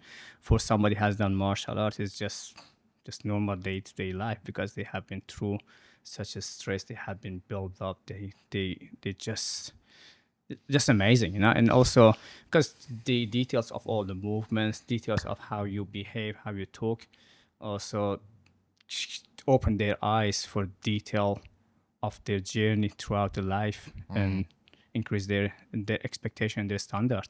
Yeah, their ability. When you've had to deal with somebody punching you in the face, it's in a controlled setting, and it's obviously a controlled setting, but there's it's just you and your opponent.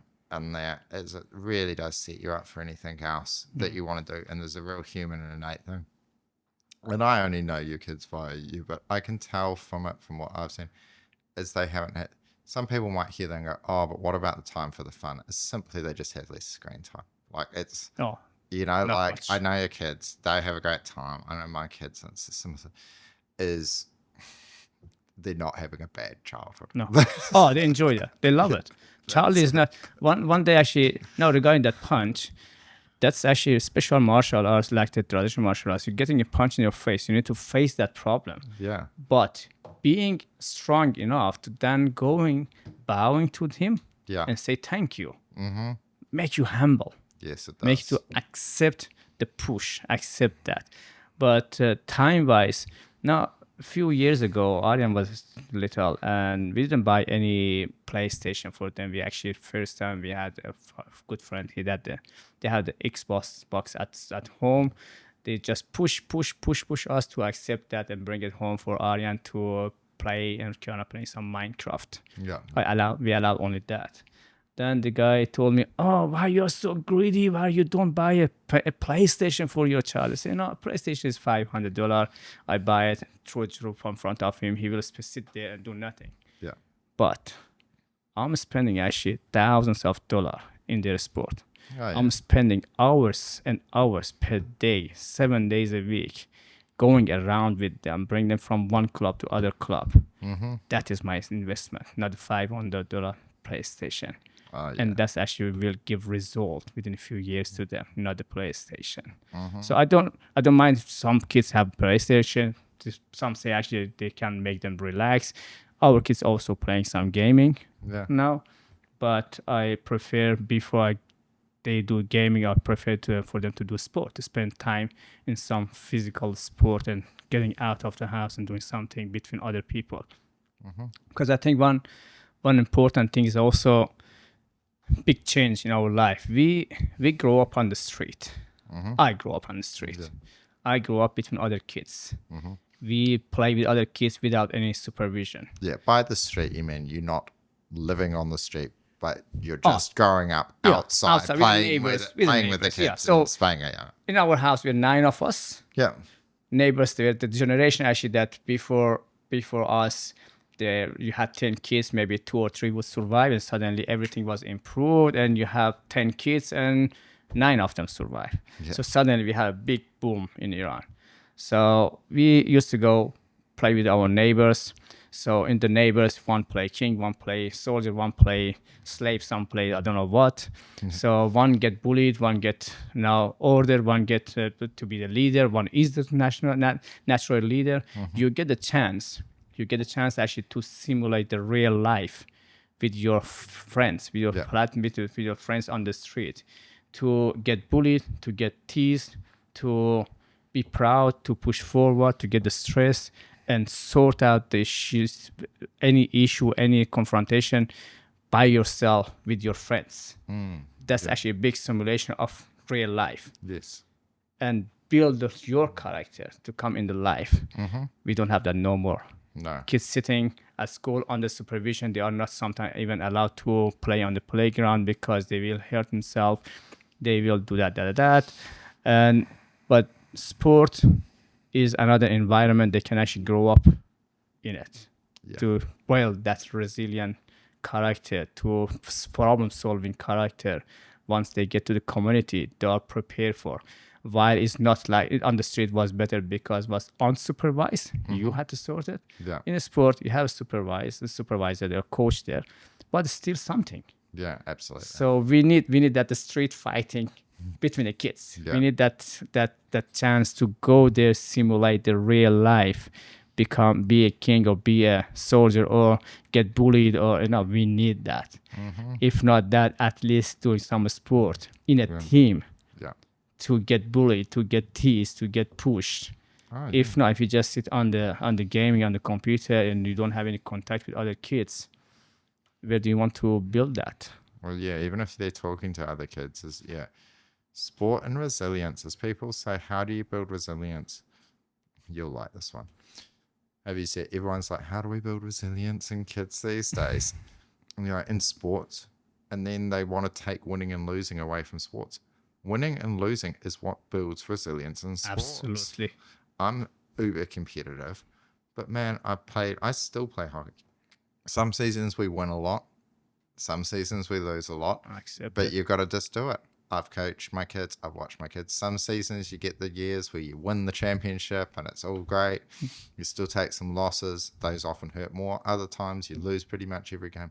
But that's where you build the resilience in life. You don't do it by like saying, no, everyone's a winner, or and it accept doesn't. it and be brave enough to accept it. Again, we are talking about that punch. Get the punch in your face and accept it and respect the person. Have better technique than you, can punch your face. Say thank you, and that person actually with punching you, pushing you to go improve your punching or your defense system next time. And in fact, the winning or losing. When we have actually kids going on the mat, they come out, oh, I lost. I say, okay, what could you do better? I could do better that. I say, okay, you didn't lose. You learn. 100%. Or you win or you learn. Yeah. There is no losing. Without falling off, you can't learn to walk. Yeah. Without getting punched to your face, you can't learn to defend your face. Yeah. So that's resilient. You learn to get the pain, go through the pain, and improve it. So do it, review it, improve it, redo it. Yeah. So if you don't do it, if you don't get the punch to your face, you don't get a chance to analyze that and improve it and do it again better. Yeah. Yeah. It is so much. And then the mental strength from training, it's just phenomenal. We do a lot of core work at the boxing club, and it's interesting as you turn up with the teenage guys, full abs, they look like they're going to be as they always go, we do a 500, so it's like 50 crunches, 50 leg raises, so 500 just core exercise in a row. Oh wow. And it's I want you on you. And it's good time, you'll be fine. But what I notice is it's always the ones with mental strength that can do it, they can push through. As I watch these guys that'll come through and they'll be studs in other sports and they think, oh, I can't do that, and they quit after 30 or 300 and they're putting their legs down. I'm like, come on, bro, you're half my age and I've got an ab. You've got the abs, right? But is that mental strength that you can do, and then it just pushes. So that's crazy actually how strong is the mind. Like you say, you have done lots of stuff to do. Come to the point to say, I'm tired, I'm dying. Then suddenly you wake up and say, no, I'm going. And suddenly you feel the energy rise and go again, and you go for extra 2 rounds. Well, I had a chap, Ash Pramar, who was on the podcast, great guy. I don't know, in the last 8 months, he's lost 20 kgs, Indian dude, and he just did an ultra marathon. It's Tarawera. And so from doing nothing 8 months ago to 100K ultra. Oh, wow. That's crazy. But it's all mental, and I saw genuine runners, they quit it, they ate that. And he just pushed through, but Ash just was like, no, I am going to do it. I am not going to stop. This is it. And he looked good at the end of it. It's phenomenal. He's a 42-year-old, Indian liquor store owner, we're not describing an elite athlete that's done it. The willpower. It's just the willpower to do it. So shout out, Ash. You're a man. Anything else you want to add, or lessons learned from the world of martial arts, Ramin? Or anybody? You shout out Grandmaster McPhail, Mr. Cy Brown, Mr. Carl Van Rood. Anybody else that's helped along the journey? Obviously, Mr. John Solder. Yeah, John Solder. And lots of people. Again, when you go Taekwondo or any martial arts, they say actually you need a village to raise a child. So anybody contributed into your journey, even your black belt, the white belt beside you, can help you to get better. Yeah, someone holding the pads. Yeah, someone that even instruct. There are many. And again, plus all the people around you. It doesn't matter is your coach, your master, or is a student. They all contributed to your as we said, when you start realizing that people either think of themselves as it's either just you or you are the universe. You know, like, are you an individual? It's everything around you, and so you're part of the group. And martial arts now, that's to me Taekwondo definitely is our second family. Mm-hmm.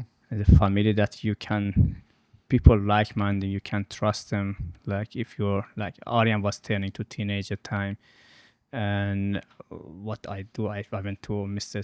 Brown and say, hey, sir, Aryan is turning to that age. Just please, you maybe look after him and have a chat. Yeah. Because as a father, maybe would be easier for him to talk to him, or going to a tournament, say, hey guys, kids, Aryan, Kiana, if you have any problem, Mr. Ma'am, dad, they are there around. If any problem, you can talk to them. Yeah. Or even kids, they around each other. They are like-minded. They are positive attitude staying there, and then you just become part of the family. And from you start with punching and kicking, and after a certain level, you just go there normal for punching and kicking, going there to see your friends, your family.